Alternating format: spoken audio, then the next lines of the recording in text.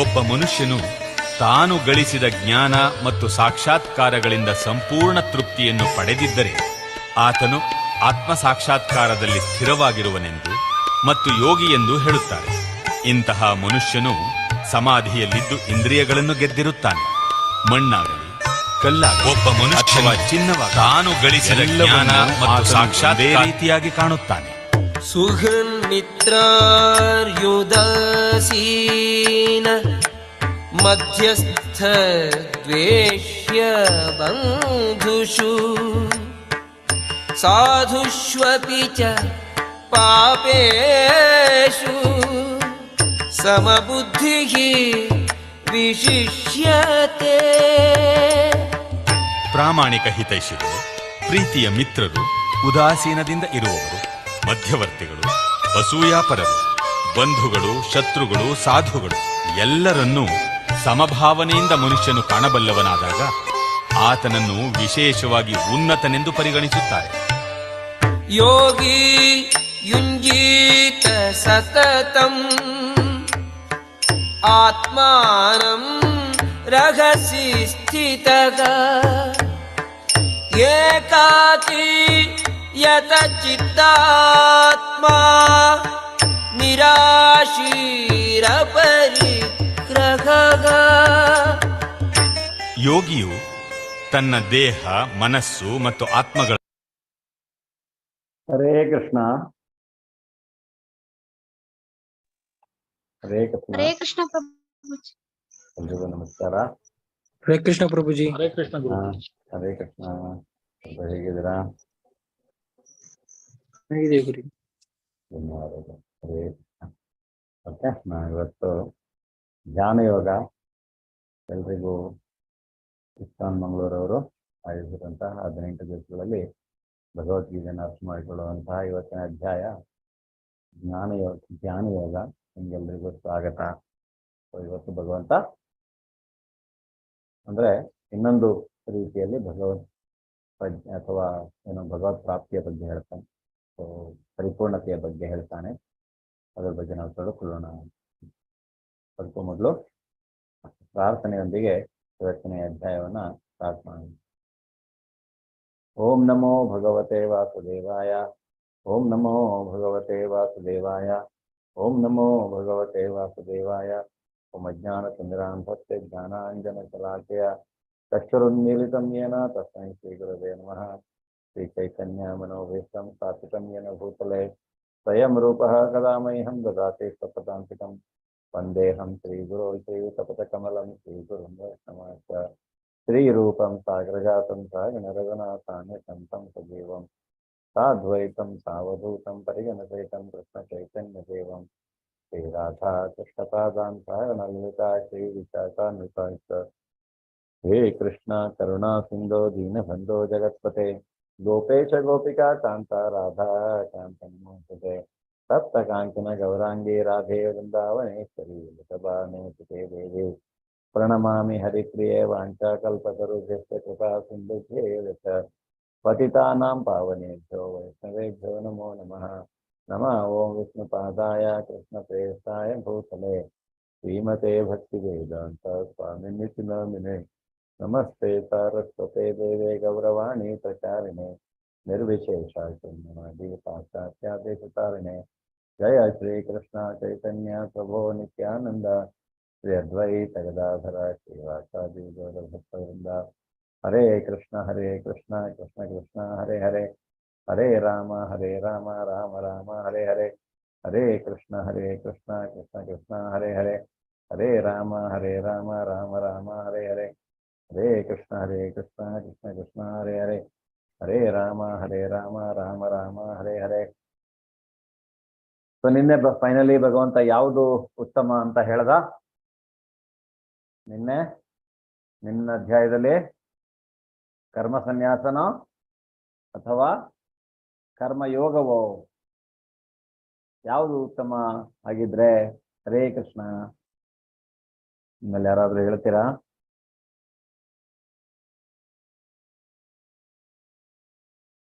ಸನ್ಯಾಸ ಅಂದ್ರೆ ಏನು ಅಂತ ಹೇಳ್ದವನು. ಸನ್ಯಾಸಕ್ಕಿಂತ ಸನ್ಯಾಸ ಅಂದ್ರೆ ಏನು? ಕರ್ಮ ಫಲಗಳನ್ನ ತ್ಯಜಿಸುವಂತಹದ್ದೇ ಸನ್ಯಾಸ.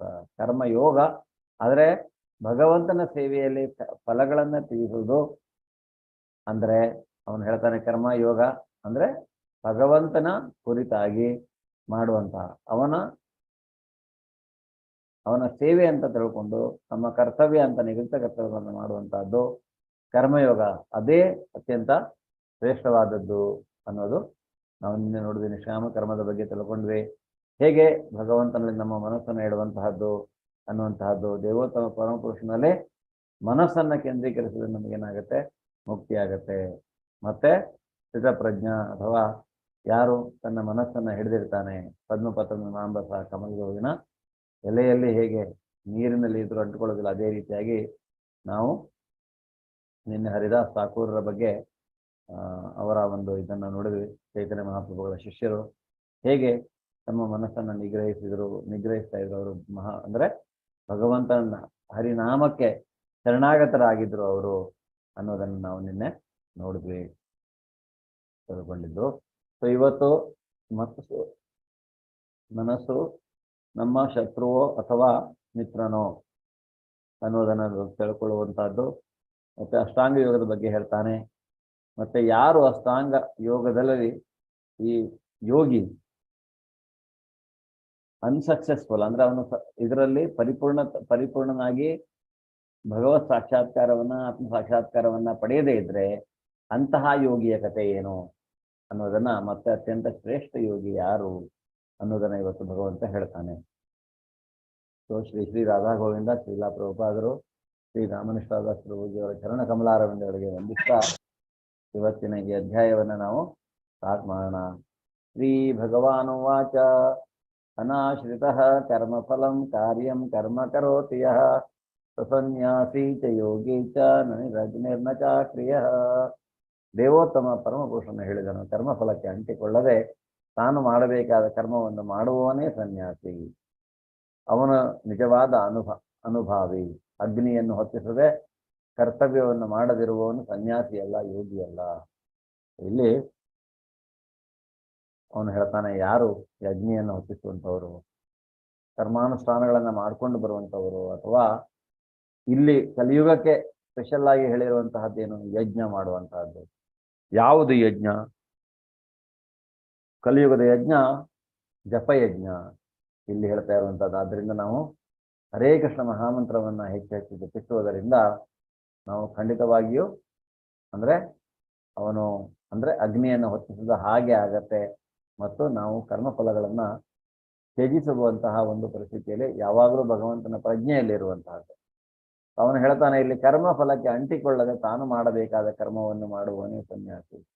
ಸೊ ಈಗ ಕೆಲವು ಸನ್ಯಾಸಿಗಳು ಇರ್ತಾರೆ, ರೋಗಲಾಡಿಗಳಾಗಿ ವರ್ತನೆ ಮಾಡುವಂಥವರು. ಅವರು ನೋಡ್ಲಿಕ್ಕೆ ಸನ್ಯಾಸಿಗಳ ತರ ಇರ್ತಾರೆ, ಅವರು ತಿಳ್ಕೊಂಡಿರುವಂತಹ ಸನ್ಯಾಸವೇ ಬೇರೆ. ಅವರು ಕರ್ಮಗಳನ್ನ ತ್ಯಜಿಸಿ ಆರಾಮಾಗಿರ್ಬಹುದು ನಾವು, ಯಾಕೆಂದ್ರೆ ಯಾರಾದ್ರೂ ಏನಾದ್ರೂ ಕೊಡ್ತಾರೆ ಅವರಿಗೆ, ಸನ್ಯಾಸಿಗಳಿಗೆ ಅಲ್ವಾ. ಸೊ ಆ ರೀತಿಯಾಗಿ ತಾವಿರ್ಬೋದು ಅಂತ. ಆದ್ರೆ ಇಲ್ಲಿ ಭಗವಂತ ಹೇಳ್ತಾ ಇರುವಂತಹದ್ದು ಯಾರು ಹಾಗಿದ್ರೆ ನಿಜವಾದ ಸನ್ಯಾಸಿ? ಕರ್ಮ ಫಲಗಳನ್ನ ತ್ಯಜಿಸುವವನು. ಅವನು ಕರ್ಮಗಳನ್ನ ಮಾಡದೇ ಇರುವಂತ ಕರ್ಮವನ್ನ ಅವನು ನಿನ್ನ ಅಧ್ಯಾಯದಲ್ಲಿ ಹೇಳ್ತಾನೆ, ಜೀವಿಯಾದವನಿಗೆ ಈ ಶರೀರವಂತ ಇದ್ದ ಮೇಲೆ ಆತ್ಮಕ್ಕೆ ಯಾವಾಗಲೂ ಕರ್ತವ್ಯಶೀಲ, ಅದು ಕರ್ತವ್ಯವನ್ನ ಮಾಡಲೇಬೇಕು. ಅಂದ್ರೆ ಯಾವುದಾದ್ರೂ ಒಂದು ಅಂದ್ರೆ ಕರ್ಮದಲ್ಲಿ ಇರಬೇಕು ಅನ್ನುವಂಥದ್ದು. ಅದರಿಂದ ಇಲ್ಲಿ ನಾವು ಹೇಳ್ತಾ ಇರುವಂಥದ್ದು ಅಕರ್ಮವನ್ನ ಮಾಡಬೇಕು ಅಂತ. ಕರ್ಮ ಫಲಕ್ಕೆ ಅಂಟಿಕೊಳ್ಳದೆ ತಾನು ಮಾಡಬೇಕಾದ ಕರ್ತವ್ಯವನ್ನು ಮಾಡುವವನೇ ಸನ್ಯಾಸಿ. ಕರ್ಮ ಫಲಗಳಿಗೆ ಅಂಟಿಕೊಳ್ಳಬಾರದು. ಏನಾದ್ರೂ ಒಂದು ಮಾಡಿದ್ರೆ ಅದು ಭಗವಂತನ ಸೇವೆ ಅಂತ ಬಿಟ್ಬಿಡು, ಕೊಡುವುದು ಬಿಡುವುದು ಅವನಿಗೆ ಅಂತ ನಾವು ಇಲ್ಲಿ ಅರ್ಥ ಮಾಡಿಕೊಳ್ಳುವಂತ. ಅದರಿಂದ ಅವನು ಹೀಗೆ ನಾವು ಯಾರು ಕರ್ತವ್ಯವನ್ನು ಮಾಡದಿರುವವನು ಸನ್ಯಾಸಿಯೂ ಅಲ್ಲ, ಯೋಗಿಯೂ ಅಲ್ಲ ಅನ್ನೋದನ್ನ ಹೇಳ್ತಾನೆ. ಸೊ ಆ ರೀತಿಯಾಗಿ ಭಗವತ್ ಪ್ರಜ್ಞೆಯಲ್ಲಿ ಇದ್ದು ತನ್ನ ಕರ್ತವ್ಯವನ್ನು ಮಾಡುವಂಥವನು ಆಗಿರಬೇಕು ಅನ್ನುವಂಥದ್ದು.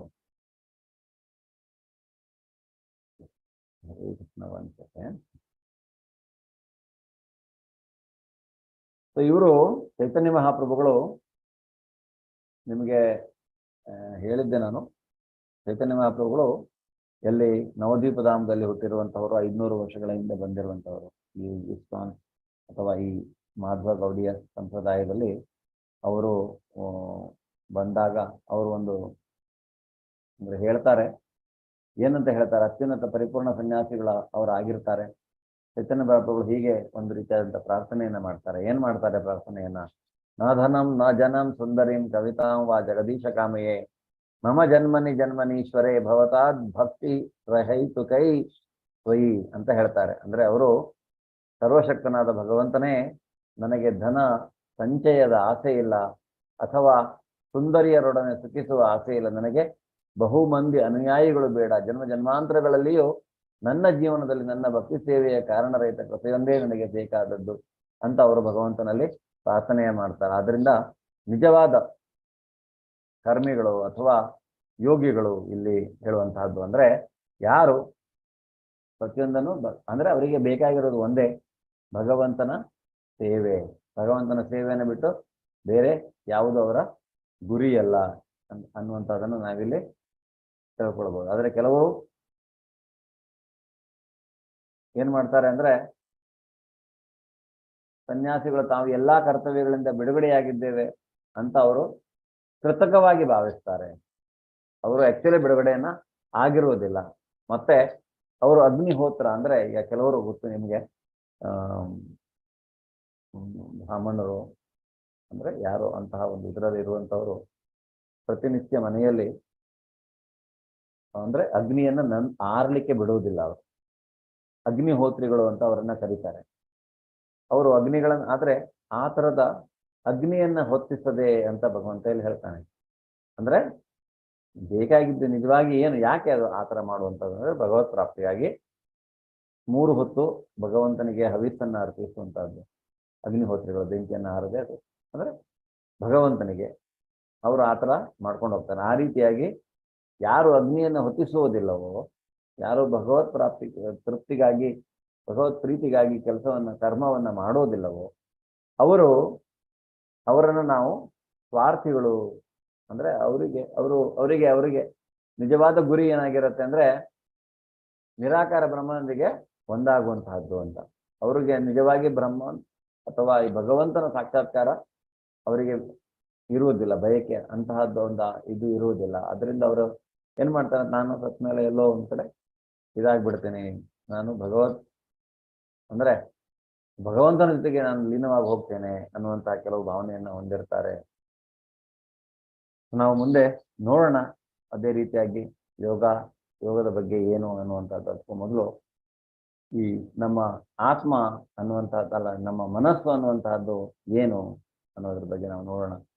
ಉದ್ಧರೇದಾತ್ಮನ ಆತ್ಮಾನಂ ಆತ್ಮಾನಮವಸಾದಯೇತ್ ಆತ್ಮೈವಹ್ಯಾತ್ಮನೋ ಬಂಧುರ್ ಆತ್ಮೈವರಿಪುರಾತ್ಮನಃ. ಮನುಷ್ಯನು ತನ್ನ ಮನಸ್ಸಿನ ಸಹಾಯದಿಂದ ತನ್ನನ್ನು ಉದ್ಧಾರ ಮಾಡಿಕೊಳ್ಳಬೇಕು, ತನ್ನನ್ನು ಹೀನೈಸಿಕೊಳ್ಳಬಾರದು. ಬದ್ಧ ಜೀವಿಗೆ ಮನಸ್ಸೇ ಬಂದು ಮನಸ್ಸೇ ಶತ್ರು. ಸೊ ಇಲ್ಲಿ ಒಂದು ವಿಷಯ ಬರುತ್ತೆ, ಏನು? ಬದ್ಧ ಜೀವಿ ಅಂದ್ರೆ ಏನು? ಯಾರಾದ್ರೂ ಆನ್ಸರ್ ಮಾಡ್ಬೋದು ನನಗೆ? ಬದ್ಧ ಜೀವಿ ಅಂದ್ರೆ? ಹರೇ ಕೃಷ್ಣ, ಕೇಳಿಸ್ತಾ ಇದೆಯಲ್ಲ ಎಲ್ರಿಗೂ?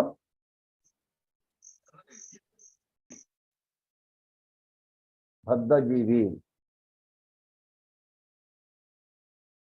ಒಂದು ಅಗ್ರಿಮೆಂಟ್ ಅಥವಾ ಒಂದು ಬಾಂಡ್ ಇದ್ದ ಹಾಗೆ, ಅದು ಬದ್ಧತೆ.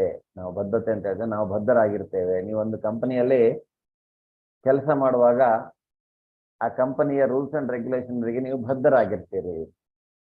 ನಾನು ಈ ದೇಶದ ಪ್ರಜೆಯಾಗಿ ನಾನು ಈ ದೇಶದ ಕಾನೂನಿಗೆ ಬದ್ಧನಾಗಿರ್ತೇನೆ. ಆದ್ರಿಂದ ಅದೇ ರೀತಿಯಾಗಿ ಐಹಿಕ ಪ್ರಪಂಚದಲ್ಲಿ ಯಾವಾಗ ಜೀವಿ ಐಹಿಕ ಪ್ರಕೃತಿಯೊಡನೆ ತನ್ನ ಸಂಪರ್ಕವನ್ನು ಸಾಧಿಸ್ತಾನೋ ಆ ಕೂಡಲೇ ಅವನು ಐಹಿಕ ಪ್ರಕೃತಿಯ ಗುಣಗಳಿಗೆ ಬದ್ಧನಾಗಿರ್ತಾನೆ. ಆದ್ರಿಂದ ಅವನನ್ನ ಬದ್ಧ ಜೀವಿ ಅಂತ ಇಲ್ಲಿ ಹೇಳಲಾಗಿದೆ. ಬದ್ಧ ಅಂದ್ರೆ ಐಹಿಕ ಪ್ರಕೃತಿಗೆ ಬದ್ಧನಾಗಿರುವವನು. ಇಲ್ಲಿ 3 ಗುಣಗಳಿವೆ, ಐಹಿಕ ಪ್ರಕೃತಿಯ 3 ಗುಣಗಳು, ಸತ್ವ ರಜ ತಮ. ಸೊ ಅದಕ್ಕೆ ಅವನು ಬದ್ಧನಾಗಿರ್ತಾನೆ, ಐಹಿಕ ಪ್ರಕೃತಿಯ ಗುಣಗಳಿಗೆ ಬದ್ಧನಾಗಿರ್ತಾನೆ ಅನ್ನುವಂಥದ್ದು. ಆದ್ರಿಂದ ಅಂತಹ ಬದ್ಧ ಜೀವಿಗೆ ಅವನ ಮನಸ್ಸೇ ಬಂಧು, ಅವನ ಮನಸ್ಸೇ ಶತ್ರು. ಅವನು ತನ್ನನ್ನು ತಾನು ಉದ್ಧಾರ ಮಾಡಿಕೊಳ್ಬೇಕು ತನ್ನ ಮನಸ್ಸಿನ ಸಹಾಯದಿಂದಲೇ ಅಂತ. ಮನಸ್ಸು ಅನ್ನುವಂಥದ್ದೇ ತುಂಬಾ ಮುಖ್ಯ ಅನ್ನೋದು ನಮಗಿಲ್ಲಿ ಅರ್ಥ ಆಗತ್ತೆ. ಯಾಕೆಂದ್ರೆ ಮನಸ್ಸು ಮನಸ್ಸು ಅನ್ನುವಂತಹದ್ದು ಯಾವ ರೀತಿಯಾಗಿ ಆಲೋಚನೆ ಮಾಡುತ್ತೆ. ನಾವು ಈಗ ನೋಡಿದ್ವಿ ಅಲ್ವಾ, ಈಗ ಕಾಮ ಅಂದ್ರೆ ಏನು, ನಮ್ಮ ಐಹಿಕ ತೃಪ್ತಿಯನ್ನ ಬಯಸುವುದೇ ಕಾಮ. ಅಂದ್ರೆ ಇಂದ್ರಿಯ ತೃಪ್ತಿಯನ್ನ ಬಯಸುವುದೇ ಕಾಮ. ಬಯಸುವುದು ಅಷ್ಟೇ ಅಲ್ಲ, ಅದರ ಕುರಿತಾಗಿ ಕೆಲಸ ಮಾಡುವಂತಹದ್ದು. ಆಮೇಲೆ ಸೊ ಆ ರೀತಿಯಾಗಿ ಈ ಮನಸ್ಸು ಅನ್ನುವಂಥದ್ದು ಏನ್ ಮಾಡುತ್ತೆ, ಫಸ್ಟು ಅದರ ಬಗ್ಗೆ ಚಿಂತನೆಯನ್ನು ನಡೆಸುತ್ತೆ. ಚಿಂತನೆಯನ್ನು ನಡೆಸಿದ ಮೇಲೆ ಅದನ್ನು ಪಡೆಯುವಂತಹ ಆಸೆ ಬಹಳವಾಗಿ ಬರುವಂತಹದ್ದು. ಅದಕ್ಕಾಗಿ ಆ ಇಂದ್ರಿಯಗಳೆಲ್ಲ ಕಾರ್ಯಪ್ರವೃತ್ತರಾಗ್ತವೆ. ಸೊ ಇಲ್ಲಿ ತನ್ನನ್ನು ತಾನು ಉದ್ಧಾರ ಮಾಡಿಕೊಳ್ಳಬೇಕು. ಅದರಿಂದ ಮನುಷ್ಯ ಅವನ ಮನಸ್ಸಿನಿಂದ ಮಾತ್ರ ಅವನು ತನ್ನನ್ನು ತಾನು ಉದ್ಧಾರ ಮಾಡಿಕೊಳ್ಳಬಹುದು ಅನ್ನೋದನ್ನ ಇಲ್ಲಿ ಭಗವಂತ ಹೇಳ್ತಾನೆ. ಅದರಿಂದ ಐಹಿಕ ಪ್ರಪಂಚದಲ್ಲಿ ನಮಗೆ ನಮ್ಮ ಮನಸ್ಸೇ ಶತ್ರು, ನಮ್ಮ ಮನಸ್ಸೇ ಮಿತ್ರ ಅನ್ನುವಂಥದ್ದು. ಬಂಧುರಾತ್ಮಾತ್ಮನಸ್ತಸ್ಯ ಏನಾತ್ಮೈವ ಆತ್ಮನಾ ಜಿತಃ ಅನಾತ್ಮನಸ್ತು ಶತ್ರುತ್ವೇ ವರ್ತೇತಾತ್ಮೈವ ಶತ್ರುವತ್. ಯಾರು ಮನಸ್ಸನ್ನು ಗೆದ್ದಿದ್ದಾನೋ ಅವನಿಗೆ ಮನಸ್ಸು ಬಂಧುವಾಗುತ್ತದೆ. ಆದರೆ ಹಾಗೆ ಮಾಡದಿರುವವನಿಗೆ ಅವನ ಮನಸ್ಸೇ ಅತ್ಯಂತ ದೊಡ್ಡ ಶತ್ರು ಆಗುತ್ತದೆ. ಸೊ ಇಲ್ಲಿ ಭಗವಂತ ಹೇಳ್ತಾನೆ, ನಾವು ಮನಸ್ಸನ್ನ ಗೆಲ್ಲಬೇಕು. ಮನಸ್ಸನ್ನ ಗೆದ್ದಿಲ್ಲ ಅಂದ್ರೆ ಅದು ನಮಗೆ ಆ ಮನಸ್ಸು ಶತ್ರುವಾಗಿ ಪರಿಣಮಿಸುತ್ತೆ. ಆದರೆ ನಾವು ಮನಸ್ಸನ್ನ ಗೆದ್ದಾಗ ಅದು ನಮ್ಮ ಮಿತ್ರನಾಗತ್ತೆ, ಬಂಧುವಾಗತ್ತೆ ಅನ್ನೋದನ್ನ ಭಗವಂತ ಹೇಳ್ತಾನೆ. ಮನಸ್ಸನ್ನು ನಾವು ಗೆಲ್ಲಬೇಕಾದ್ರೆ ಏನ್ ಮಾಡಬೇಕು ಅಲ್ವಾ?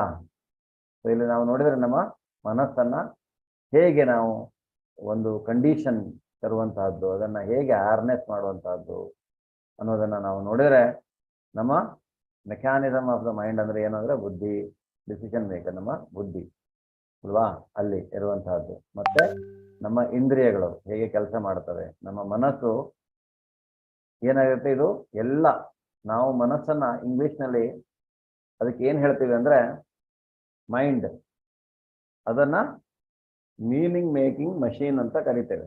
ಏನ್ ಹೇಳಿ, ಮೀನಿಂಗ್ ಮೇಕಿಂಗ್ ಮಷೀನ್ ಅಂದ್ರೆ ಏನ್ ಹೇಳಿ, ಮನಸ್ಸು ಅನ್ನುವಂತಹದ್ದು ಅದು ಒಂದು ರೀತಿಯಾಗಿ ಹಲವಾರು ಆಲೋಚನೆಗಳನ್ನ ಸ್ಟೋರ್ ಮಾಡ್ಕೊಂಡಿರುತ್ತೆ. ಅದು ಅದರಲ್ಲಿ ಥಾಟ್ಸ್, ನಮ್ಮ ಆಲೋಚನೆಗಳು, ಮತ್ತೆ ನಮ್ಮ ಅಂದ್ರೆ ಅನ್ಫುಲ್ಫಿಲ್ಡ್ ಡಿಸೈರ್ ಅಂದ್ರೆ ನಮ್ಮ ಕೆಲವು ಅಂದ್ರೆ ಅನ್ಫುಲ್ಫಿಲ್ಡ್ ಅಂದ್ರೆ ಪೂರ್ಣವಾಗದೇ ಇರುವಂತಹ ಕೆಲವೊಂದು ಆಸೆಗಳು ಅಥವಾ ಹಿಂದಿನ ನಮ್ಮ ಎಕ್ಸ್ಪೀರಿಯನ್ಸ್ಗಳು. ಸೊ ಇದ್ರ ಮೇಲೆ ಏನಾಗುತ್ತೆ, ಆ ರೀತಿಯಾಗಿ ಆಲೋಚನೆಗಳು ಬಂದು ಈ ಸೆನ್ಸಸ್, ನಮ್ಮ ಇಂದ್ರಿಯಗಳು ಕಾರ್ಯಪ್ರವೃತ್ತವಾಗುತ್ತವೆ. ಈ ಮನಸ್ಸು ಸದಾಕಾಲ ಬ್ಯುಸಿಯಾಗಿರುತ್ತೆ ಆಲೋಚನೆ ಮಾಡೋದ್ರಲ್ಲಿಯೇ. ಈ ಮನಸ್ಸು ಆಲೋಚನೆ ಮಾಡದೆ ಖಾಲಿಯಾಗಿದ್ರೆ ಅದು ಮನಸ್ಸೇ ಅಲ್ಲ. ಅದರಿಂದ ಅದಕ್ಕೆ ಹೇಳತ್ತು, ಮನಸ್ಸ ಒಂದು ಅರ್ಥವನ್ನ ಕಲ್ಪಿಸುವಂತ. ಯಾವಾಗಲೂ ಒಂದಲ್ಲ ಒಂದು, ನೀವು ಸ್ವಲ್ಪ ಆಲೋಚನೆ ಮಾಡಿ, ಹೌದಾ ಅಲ್ಲ? ನಿಮ್ಗೆ ಅನ್ಸುತ್ತೆ ಇವಾಗ ನಿಮ್ಮ ಮನಸ್ಸು ಅನ್ನುವಂಥದ್ದು ಯಾವಾಗಲೂ ಒಂದಲ್ಲ ಒಂದು ರೀತಿಯಲ್ಲಿ ಅರ್ಥವನ್ನ ಕಲ್ಪಿಸ್ತಾ ಇರುತ್ತೆ, ಆಲೋಚನೆಗಳನ್ನ ಮಾಡ್ತಾನೆ ಇರುತ್ತೆ. ಎಸ್ ಆರ್ ನೋ, ಹೌದಾ ಅಲ್ಲ? ಹರೇ ಕೃಷ್ಣ. ಎಸ್ ಪ್ರಭುಜಿ.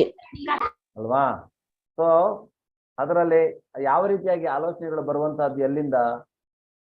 ನಮ್ಮ ಅಪೂರ್ಣವಾದಂತಹ ಆಸೆಗಳು ಅಥವಾ ನಮ್ಮ ಹಿಂದಿನ ಅನುಭವಗಳು. ಹೀಗೆ ಅದರ ಆಧಾರದ ಮೇಲೆ ಈ ಇಂದ್ರಿಯಗಳು ಸಹಿತ ಅದನ್ನ ಬಯಸ್ತವೆ, ತೃಪ್ತಿಯನ್ನು ಬಯಸುವಂತಹದ್ದು. ಆದರೆ ಶ್ರೀಮದ್ ಭಾಗವತಮಲ್ಲಿ ಒಂದು ಬ್ರಾಹ್ಮಣ ಈ ರೀತಿಯಾಗಿ ಒಂದು ಶ್ಲೋಕ ಬರುತ್ತೆ. ಏನಂತಂದ್ರೆ ಶ್ರೀಮದ್ ಭಾಗವತಂನ 11ನೇ ಕಾಂಡದ ಅಂದ್ರೆ 23ನೇ ಅಧ್ಯಾಯದ 42ನೇ ಶ್ಲೋಕದಲ್ಲಿ ಏನ್ ಹೇಳ್ತಾನೆ? ದ್ವಿಜವಾಚ ನಾಯಂ ಜನೋ ಮೇ ಸುಖ ದುಃಖ ಹೇತುರ್ ನ ದೇವತಾತ್ಮ ಗ್ರಹ ಕರ್ಮ ಕಾಲಾಹ ಮನ ಪರಂ ಕಾರಣಮಾಮನಂತಿ ಸಂಸಾರ ಚಕ್ರಂ ಪರಿವರ್ತಯೇದ. ಅವನು ಹೇಳ್ತಾ ಇದ್ದಾನೆ, ಬ್ರಾಹ್ಮಣ ಏನ್ ಹೇಳ್ತಾ ಇದ್ದಾನೆ? ಯಾರಾದ್ರೂ ಓದ್ತೀರಾ ಈ ಅರ್ಥನ ನಿಮ್ಮಲ್ಲಿ? ಹರೇ ಕೃಷ್ಣ. ಸ್ಕ್ರೀನ್ ಕಾಣಿಸ್ತಾ ಇದೆಯಲ್ಲ ಎಲ್ರಿಗೂ? ಯಾರಾದ್ರೂ ಓದ್ತೀರಾ? ಏನ್ ಹೇಳ್ತಾ ಇದ್ದಾನೆ ಬ್ರಾಹ್ಮಣ? ಹರೇ ಕೃಷ್ಣ ಪ್ರಭುಜಿ, ಓದ್ತೀನಿ ಪ್ರಭುಜಿ. ಓದಿ ಓದಿ, ಅರ್ಥವನ್ನು ಓದಿ ಮಾತಾಡಿ. ಬ್ರಾಹ್ಮಣನು ಹೇಳಿದನು, ಈ ಜನರು ದೇವತೆಗಳು ನನ್ನ ಸ್ವಂತ ದೇಹ ಅಥವಾ ಗ್ರಹಗಳು ನನ್ನ ಸಂತೋಷ ಮತ್ತು ದುಃಖಕ್ಕೆ ಕಾರಣವಲ್ಲ, ನನ್ನ ಹಿಂದಿನ ಕೆಲಸ ಅಥವಾ ಸಮಯವೂ ಅಲ್ಲ. ಬದಲಾಗಿ ಮನಸ್ಸು ಮಾತ್ರ ಸಂತೋಷ ಮತ್ತು ದುಃಖವನ್ನು ಉಂಟು ಮಾಡುತ್ತದೆ ಮತ್ತು ಭೌತಿಕ ಜೀವನದ ತಿರುಗುವಿಕೆಯನ್ನು ಶಾಶ್ವತಗೊಳಿಸುತ್ತದೆ. ಹರೇ ಕೃಷ್ಣ. ಸಂಸಾರ ಚಕ್ರಂ ಪರಿವರ್ತಯೇದತ್. ಭೌತಿಕ ಜೀವನದ ತಿರುಗುವಿಕೆ ಅಂದ್ರೆ ಏನು? ಭೌತಿಕ ಜೀವನದ ತಿರುಗುವಿಕೆ ಅಂದ್ರೆ ಅದು ಜನನ ಮರಣಗಳ ಸೈಕಲ್, ಚಕ್ರ. ಅದನ್ನೇ ಐಹಿಕ ಅಥವಾ ಭೌತಿಕ ಜೀವನದ ತಿರುಗುವಿಕೆ ಅಂತ ಹೇಳುವಂತಹದ್ದು. ಇಲ್ಲೇ ಇರುವಂತಹದ್ದು, ನಾವು ಇಲ್ಲೇ ಹುಟ್ಟು ಸಾವುಗಳ ಮಧ್ಯೆ ತಿರುಗಾಡ್ತಾ ಇರುವಂತಹದ್ದು, ಅದರಿಂದ ಹೊರಗೆ ಬರುವುದಿಲ್ಲ. ಯಾಕೆಂದ್ರೆ ಈ ಹೇಳ್ತಾನೆ, ಈ ಐಹಿಕ ಪ್ರಪಂಚ ಅನ್ನುವಂತಹದ್ದು ದುಃಖಾಲಯ ಅಶಾಶ್ವತ ಅಂತ ಮುಂದೆ ಭಗವಂತನೇ ಹೇಳಿದ್ದಾನೆ. ಈ ಪ್ರಪಂಚವೇ ಹಾಗೆ, ಇಲ್ಲಿ ನಾವು ಹೆಚ್ಚು ದಿನ ಇರಬಾರ್ದು. ಯಾಕೆಂದ್ರೆ ನಾವು ಯಾರು? ನಾವೆಲ್ಲ ಭಗವಂತನಿಂದ ಬಂದಂತಹ ವಿಭಿನ್ನ ಅಂಶಗಳು. ನಾವೆಲ್ಲ ಪ್ರತಿಯೊಂದು ಜೀವವನ್ನು ಹೇಳ್ತಾನೆ, ಎಲ್ಲ ನನ್ನಿಂದ ಪ್ರತ್ಯೇಕಗೊಂಡಂತಹ ಅವನ ಒಂದು ಕಿಡಿಗಳು. ಈ ಐಹಿಕ ಪ್ರಪಂಚದಲ್ಲಿರುವಂತಹ ಎಲ್ಲಾ ಜೀವಿಗಳು ನನ್ನದೇ ಆದಂತಹ ಇನ್ನೊಂದು ಅತ್ಯಂತ ಶಕ್ತಿಯುತ, ತನ್ನದೇ ಆದಂತಹ ಶಕ್ತಿ ಅನ್ನುವುದನ್ನು ಹೇಳ್ತಾನೆ ಅವನು. ಈ ಐಹಿಕ ಪ್ರಪಂಚದ ಇದನ್ನ ಉಪಯೋಗಿಸ್ಕೊಂಡು ಬದುಕ್ತಾ ಇರುವಂತಹ ಜೀವಿಗಳು ಭಗವಂತ ಹೇಳ್ತಾನೆ. ಆದರೆ ನಾವು ನಮ್ಮ ನಿಜವಾದ ಉದ್ದೇಶ ಏನು? ನಾವು ಇಲ್ಲಿ ಬಂದಿದ್ದಕ್ಕೆ ಅವನು ಕೊಟ್ಟಿರುವಂತಹ, ಭಗವಂತ ಕೊಟ್ಟಿರುವಂತಹ ಸೌಲಭ್ಯಗಳನ್ನು ಉಪಯೋಗಿಸ್ಕೊಂಡು ನಾವು ಮತ್ತೆ ಭಗವಂತ ಧಾಮಕ್ಕೆ ಹೋಗಬೇಕು. ಯಾಕೆಂದ್ರೆ ಶಾಸ್ತ್ರ ಯಾವಾಗಲೂ ಹೀಗೆ ಇರುವಂತಹದ್ದು. ಇನ್ನು 1,00,000 ವರ್ಷದ ನಂತರವೂ ಈ ಭಗವದ್ಗೀತೆಯಲ್ಲಿರುವಂತಹ ಕಂಟೆಂಟ್ ಚೇಂಜ್ ಆಗಲ್ಲ. ಶ್ರೀಮದ್ ಭಾಗವತಂನಲ್ಲಿರುವಂತಹ ಸಂದೇಶಗಳು, ಶ್ಲೋಕಗಳು, ಅರ್ಥಗಳು, ಅದು ಯಾವುದು ಬದಲಾವಣೆ ಆಗುವುದಿಲ್ಲ. ಶಾಸ್ತ್ರ ಯಾವಾಗಲೂ ಶಾಶ್ವತ. ಆದರೆ ಈಗ ಮಧ್ಯದಲ್ಲಿ ಬರುವಂತಹ ಕೆಲವು ವಿಚಾರಗಳು ಅದು ಅಶಾಶ್ವತ. ಅಂದ್ರೆ ಕೆಲವರು ಗುರು ಪರಂಪರೆಯಿಂದ ಬಂದಿರೋದಿಲ್ಲ, ತಮ್ಮದೇ ಆದ ಕೆಲವೊಂದು ಪುಸ್ತಕಗಳನ್ನು ಬರೀತಾರೆ, ತಮ್ಮದೇ ಆದ ಅರ್ಥಗಳನ್ನು ಕಲ್ಪಿಸ್ತಾರೆ. ಮತ್ತೆ ಏನ್ ಮಾಡ್ತಾರೆ, ಅವರು ತಮ್ಮ ಹೊಟ್ಟೆಪಾಡಿಗಾಗಿ ಅದನ್ನು ಉಪಯೋಗಿಸ್ಕೋತಾರೆ. ತಮ್ಮ ಹೊಟ್ಟೆಪಾಡಿಗಾಗಿ ಉಪಯೋಗಿಸ್ಕೊಳ್ಳೋದಂದ್ರೆ ಏನು? ಅದರಿಂದ ಏನಾದರೂ ಒಳ್ಳೆ ಪುಸ್ತಕಗಳನ್ನು ಬರೆಯೋದು, ಮಾರಾಟ ಮಾಡುವುದು. ಯಾಕೆಂದ್ರೆ ಅದು ಹೆಚ್ಚು ಹೆಚ್ಚು ಮಾರಾಟ ಮಾಡಿದಾಗೆ ಅವರಿಗೆ ಇನ್ನೂ ಹೆಚ್ಚು ಹೆಚ್ಚು ದುಡ್ಡು ಸಿಗತ್ತೆ. ಸೊ ಆ ರೀತಿಯಾಗಿ ಕೆಲವರು ಅದನ್ನ ಮಿಸ್ಯೂಸ್ ಮಾಡ್ಕೊಳ್ತಾರೆ. ಸೊ ಆ ರೀತಿಯಾಗಿ ಅಂದ್ರೆ ಅದರಿಂದ ನಮಗೆ ಯಾವುದೇ ಪ್ರಯೋಜನ ಇಲ್ಲ. ಅದು ಮತ್ತೆ ಮತ್ತೆ ನಮ್ಮನ್ನ ಸಂಸಾರ ಸಾಗರದಲ್ಲಿಯೇ ಇಡತ್ತೆ ಅಥವಾ ತಳ್ಳಲ್ಪಡ್ತೇವೆ. ನಾವು ಭಗವಂತ ಹೇಳಿದಾಗೇನೆ ನಾವು ಬೇರೆ ಬೇರೆ ಲೋಕಗಳಿಗೆ ಇಲ್ಲಿ ತಳ್ಳಲ್ಪಡ್ತೇವೆ. ಕೆಳಗಿನ ಲೋಕಗಳಿಗೆ ಹೋಗ್ಬಹುದು, ಪ್ರಾಣಿ ವರ್ಗಕ್ಕೆ ಹೋಗ್ಬಹುದು. ಅದು ನಮಗೆ ಈಗ ನಾಳೆಯಿಂದ ಭಕ್ತಿಯೋಗ ಸ್ಟಾರ್ಟ್ ಆಗ್ತಾ ಇದೆ, ಅದರಲ್ಲಿ ನಮಗೆ ಇನ್ನೂ ಕ್ಲಿಯರ್ ಆಗಿ ಗೊತ್ತಾಗತ್ತೆ. ಅದರಿಂದ ಈಗ ಮನಸ್ಸೇ ಪ್ರತಿಯೊಂದಕ್ಕೂ ಕಾರಣ. ಈ ಬ್ರಾಹ್ಮಣ ಹೇಳ್ತಾ ಇರುವಂತಹದ್ದು ಏನಂದ್ರೆ, ಇಲ್ಲಿ ಪ್ರತಿಯೊಂದಕ್ಕೂ ಮನಸ್ಸು ಕಾರಣ. ಯಾವುದೇ ದೇವತೆಗಳಾಗಲಿ ಅಥವಾ ಇತರ ಯಾವುದೇ ಜನರಾಗಲಿ ನನ್ನ ಸ್ವಂತ ದೇಹವೂ ಅಲ್ಲ ಅದಕ್ಕೆ ಕಾರಣ, ಅಥವಾ ಬೇರೆ ಗ್ರಹಗಳೂ ಅಲ್ಲ, ಗ್ರಹಗತಿಗಳೂ ಅಲ್ಲ ಹೇಳುವಂತಹದ್ದು. ಗ್ರಹ ಕರ್ಮ ಕಾಲಹ, ಕಾಲನೂ ಅಲ್ಲ. ಕಾಲ ಅಂದ್ರೆ ಯಾರು ಅನ್ನುವಂಥದ್ದು ನಿಮಗೆ ವಿಶ್ವದೂಪದರ್ಶನ 11ನೇ ಅಧ್ಯಾಯದಲ್ಲಿ ಗೊತ್ತಾಗತ್ತೆ. ಕಾಲ ಅಂದ್ರೆ ಯಾರು ಅನ್ನುವಂಥದ್ದು. ಅಂತಹ ಕಾಲನೂ ಇದಕ್ಕೆ ಕಾರಣ ಅಲ್ಲ. ಅವನ ನಮ್ಮ ಸುಖ ದುಃಖಗಳಿಗೆ, ನಮ್ಮ ಸುಖ ದುಃಖಗಳಿಗೆ ಕಾರಣ ಒಂದೇ ಒಂದು, ಅದು ನಮ್ಮ ಮನಸ್ಸು. ಮತ್ತು ಅದು ಏನ್ ಮಾಡತ್ತೆ ಅಂದ್ರೆ, ಈ ಮನಸ್ಸೇ ನಮ್ಮನ್ನ ಇಲ್ಲಿ ಇರುವ ಹಾಗೆ ಮಾಡುವಂತಹದ್ದು, ಐಹಿಕ ಪ್ರಪಂಚದ ತಿರುಗಾಟದಲ್ಲಿ ಇರುವಂತೆ ಮಾಡುವಂತಹದ್ದು. ಅದರಿಂದ ಈ ಮನಸ್ಸನ್ನ ನಾವು ನಿಗ್ರಹಿಸಬೇಕು ಅನ್ನೋದನ್ನ ಹೇಳ್ತಾನೆ. ಈಗ ಮನಸ್ಸು ನಮ್ಮ ಗೆಳೆಯರಾದ್ರೆ ಏನಾಗತ್ತೆ, ಏನು ಪ್ರಯೋಜನ ಇದೆ ನಮಗೆ ಅಲ್ವಾ? ಮನಸ್ಸು ನಮ್ಮ ಗೆಳೆಯರಾದ್ರೆ, ಈ ಮನಸ್ಸು ಅಂದ್ರೆ ಗೆಳೆಯರಾಗೋದು ಅಂದ್ರೆ ಏನು? ಅದು ನಾವು ಅದನ್ನ ಹಿಡಿತದಲ್ಲಿ ಇಟ್ಕೊಳ್ಳುವಂತಹದ್ದು. ಆವಾಗ ಏನಾಗತ್ತೆ, ಅದು ಅಂದ್ರೆ ನಮ್ಮಲ್ಲಿರುವಂತಹ ಅಂತರಂಗದಲ್ಲಿ ಈ ಶರೀರ ಅನ್ನುವಂತಹದ್ದನ್ನ ಏನ್ ಹೇಳ್ತಾರೆ ಗೊತ್ತಾ? ಈ ಶರೀರ ಅನ್ನುವಂತಹದ್ದು ಒಂದು ನವದ್ವಾರ ಪುರೇ ದೇಹಿ. ಈ ಶರೀರದಲ್ಲಿ 9 ದ್ವಾರಗಳಿವೆ. ಈ 9 ದ್ವಾರದ ಅಂತಹ ಒಂದು ಶರೀರ ಅನ್ನುವಂಥದ್ದು ಮಂದಿರ. ಈ 9 ದ್ವಾರಗಳಿರುವ ಮಂದಿರ, ಅಂತಹ ಒಂದು ದ್ವಾರದ ಮಂದಿರದಲ್ಲಿ ಗರ್ಭಗುಡಿಯಲ್ಲಿ ಪರಮಾತ್ಮ ಸ್ಥಿತನಾಗಿದ್ದಾನೆ. ಅದನ್ನು ನಾವು ಅರ್ಥ ಮಾಡಿಕೊಳ್ಳಬೇಕು. ಆದ್ರಿಂದ ಈ ಮನಸ್ಸು ಅನ್ನುವಂತಹದ್ದು ಈ ಆತ್ಮ ಮತ್ತೆ ಪರಮಾತ್ಮನ ಅಂದ್ರೆ ಸಂಪರ್ಕದಿಂದ ಈ ಮನಸ್ಸನ್ನು ನಾವು ನಿಗ್ರಹಿಸಬಹುದು. ಆದರೆ ಅದನ್ನ ನಿಗ್ರಹಿಸಲಿಕ್ಕೆ ನಾವು ಏನ್ ಮಾಡ್ಬೇಕು? ನಮ್ಮ ಮನಸ್ಸು ಅನ್ನುವಂತಹದ್ದು ಅದು ಬರೀ ಆಲೋಚನೆ ಮಾಡುವಂತಹದ್ದು, ಅರ್ಥಗಳನ್ನ ಕಲ್ಪಿಸುವಂತಹದ್ದು, ಕಾಮದ ಇದರಲ್ಲಿ ಇಂದ್ರಿಯ ತೃಪ್ತಿಗಾಗಿ ತೃಪ್ತಿಯನ್ನ ಬಯಸುವಂತಹ ಆಲೋಚನೆಗಳು ಬರುವಂತಹದ್ದು, ಊಹಾತ್ಮಕ ಚಿಂತನೆಗಳು ಬರುವಂತಹದ್ದು.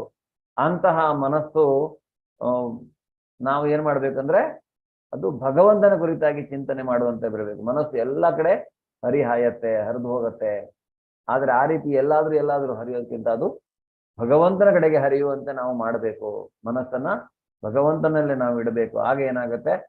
ಖಂಡಿತವಾಗಿಯೂ ನಮಗೆ ಈ ಮನಸ್ಸು ಹಲವು ಬೇರೆ ಬೇರೆ ರೀತಿಯಾದ ಶಾಖೆಗಳನ್ನ ಇಟ್ಕೊಂಡು ನಮ್ಮನ್ನ ಇನ್ನೊಂದಿಷ್ಟು ತಾಪತ್ರಯಕ್ಕೆ ಈಡು ಮಾಡುವಂತಹದ್ದು ಅದು ಆಗಲ್ಲ. ಅದರಿಂದ ಈ ಮನಸ್ಸು ಆ ರೀತಿಯಾಗಿ ನಾವು ಅದನ್ನ ಹಿಡಿತದಲ್ಲಿ ಇಟ್ಕೊಂಡ್ರೆ ಮತ್ತೆ ಅದು ನಾವು ಆರೋಗ್ಯವಾಗಿರಬಹುದು. ಆರೋಗ್ಯದ ದೃಷ್ಟಿಯಿಂದ, ಇಂದ್ರಿಯ ತೃಪ್ತಿಯಿಂದ ನಾವು ಹೊರಗೆ ಬರಬಹುದು. ಮತ್ತೆ ನಮಗೆ ಒಂದು ರೀತಿಯಾದಂತಹ ಸ್ವಾತಂತ್ರ್ಯ ಇದ್ದೇ ಇರತ್ತೆ. ಮತ್ತೆ ನಮ್ಮನ್ನು ನಾವು ಮೇಲೇರಿಸಿಕೊಳ್ಳುವಂತಹದ್ದು. ಮೊದಲು ಪಾಪ ಕೃತ್ಯಗಳಿಂದ ನಾವು ಹೊರಗೆ ಬರ್ತೇವೆ ಮನಸ್ಸನ್ನ ಕಂಟ್ರೋಲ್ ಮಾಡುವುದರಿಂದ. ಆದ್ರೆ ಅದು ನಮ್ಮ ಶತ್ರು ಆದ್ರೆ ಅಂದ್ರೆ ನಾವು ಇಂದ್ರಿಯ ತೃಪ್ತಿಯೇ ಅಂತ ಮನಸ್ಸಿನಲ್ಲಿ ಬರುವಂತಹ ಹಲವಾರು ಆಲೋಚನೆಗಳನ್ನ ನಾವು ಕಲ್ಪಿಸಿಕೊಂಡು ನಾವು ಕೆಲಸವನ್ನ ಮಾಡ್ತಾ ಹೋದ್ರೆ, ಇಂದ್ರಿಯ ತೃಪ್ತಿಯ ಕಾರ್ಯಗಳನ್ನ ಮಾಡ್ತಾ ಹೋದ್ರೆ ಮನಸ್ಸು ನಮ್ಮ ಶತ್ರುವಾಗತ್ತೆ. ನಮ್ಮ ಮನಸ್ಸು ಶತ್ರು ಆದಾಗ ಏನಾಗತ್ತೆ? ನಾವು ಪಾಪಕೃತ್ಯಗಳನ್ನ ಮಾಡ್ತೇವೆ. ಆಸೆ ಬರುತ್ತೆ, ದುರಾಸೆ ಬರುತ್ತೆ, ಕೋಪ ಬರುತ್ತೆ, ಕಾಮ, ನಾವು ಕೋಪಗೊಳ್ಳುವಂತಹದ್ದು, ಬೇರೆಯವರಿಗೆ ತೊಂದರೆ ಕೊಡುವಂತಹದ್ದು ಅಲ್ವಾ? ಇಂದ್ರಿಯ ತೃಪ್ತಿಯೇ ನಮ್ಮನ್ನು ನಾವು ಬಂಧಿತರನ್ನಾಗಿ ಮಾಡಿಕೊಂಡಿರುವಂತಹದ್ದು. ಅದರಿಂದ ಏನಾಗುತ್ತೆ? ರಿಸಲ್ಟ್ ಏನಾಗುತ್ತೆ? ನಾವು ಕೀಳಾಗ್ತೇವೆ, ನಮ್ಮನ್ನು ನಾವು ಡೌನ್ ಮಾಡ್ಕೊಳ್ಳುವಂತಹದ್ದು. ಮತ್ತೆ ಈ ಐಹಿಕ ಬಂಧನದ ಸರಪಳಿಯಲ್ಲಿ ನಮ್ಮನ್ನು ನಾವು ಸಿಕ್ಕಾಕಿಸ್ಕೊಳ್ಳುವಂತಹದ್ದು. ಹೊರಗೆ ಬರ್ಲಿಕ್ಕೆ ಕಷ್ಟ ಆಗತ್ತೆ ನಮ್ಗೆ ಆಗ. ಈಗ ನಾವು ಯೋಗದ ಬಗ್ಗೆ ತಿಳ್ಕೊಳ್ಳೋಣ. ಈಗ ಚಿತ್ರದಲ್ಲಿ ಕಾಣ್ತಾ ಇರುವಂತಹದ್ದು ಇದು ಒಂದು ಯೋಗನ ಅಂತ ನೀವು ಆನ್ಸರ್ ಮಾಡಿ ದಯವಿಟ್ಟು ಪ್ಲೀಸ್. ಇದು ಯೋಗನ? ನೀವಿಲ್ಲಿ ನೋಡ್ತಾ ಇದ್ದೀರಲ್ಲ, ಇದು ಯೋಗನ? ಇದು ಯೋಗ ಅಲ್ವಾ? ಅವ್ರು ಮಾಡ್ತಾ ಇರುವಂತಹದ್ದು ಯೋಗ. ಓಕೆ, ಇದು ಯೋಗನ? ಇದು ಯೋಗ. ಓಕೆ, ಧನ್ಯವಾದಗಳು. ಇದು ಯೋಗನ?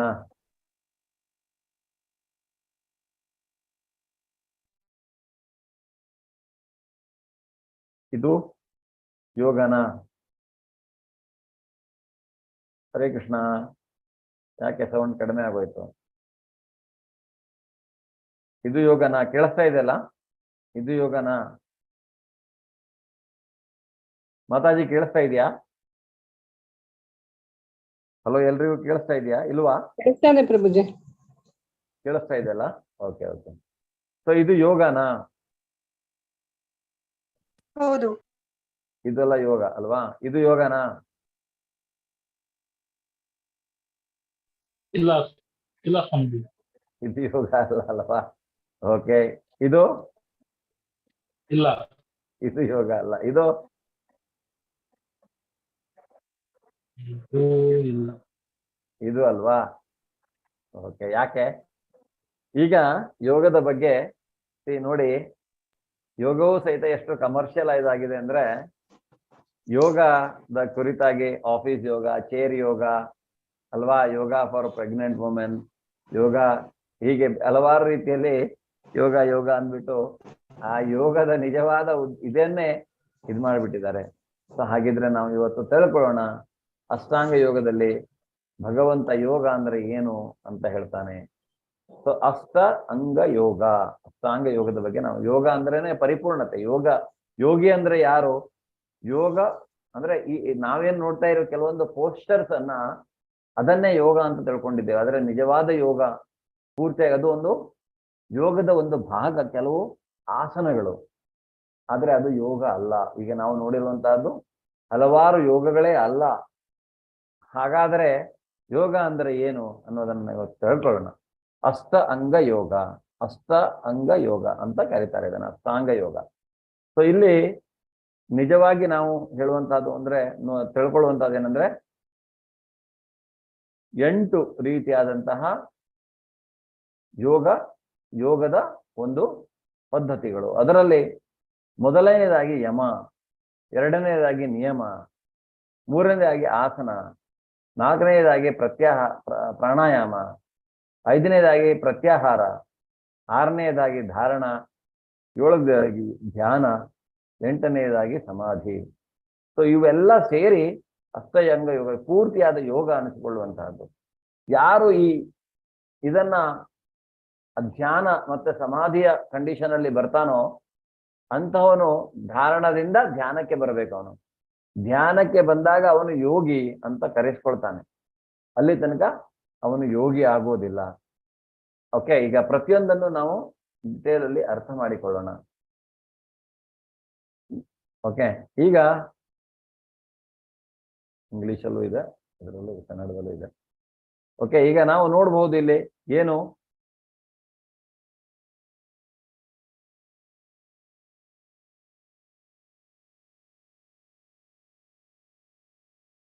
ಸೊ ಒಂದು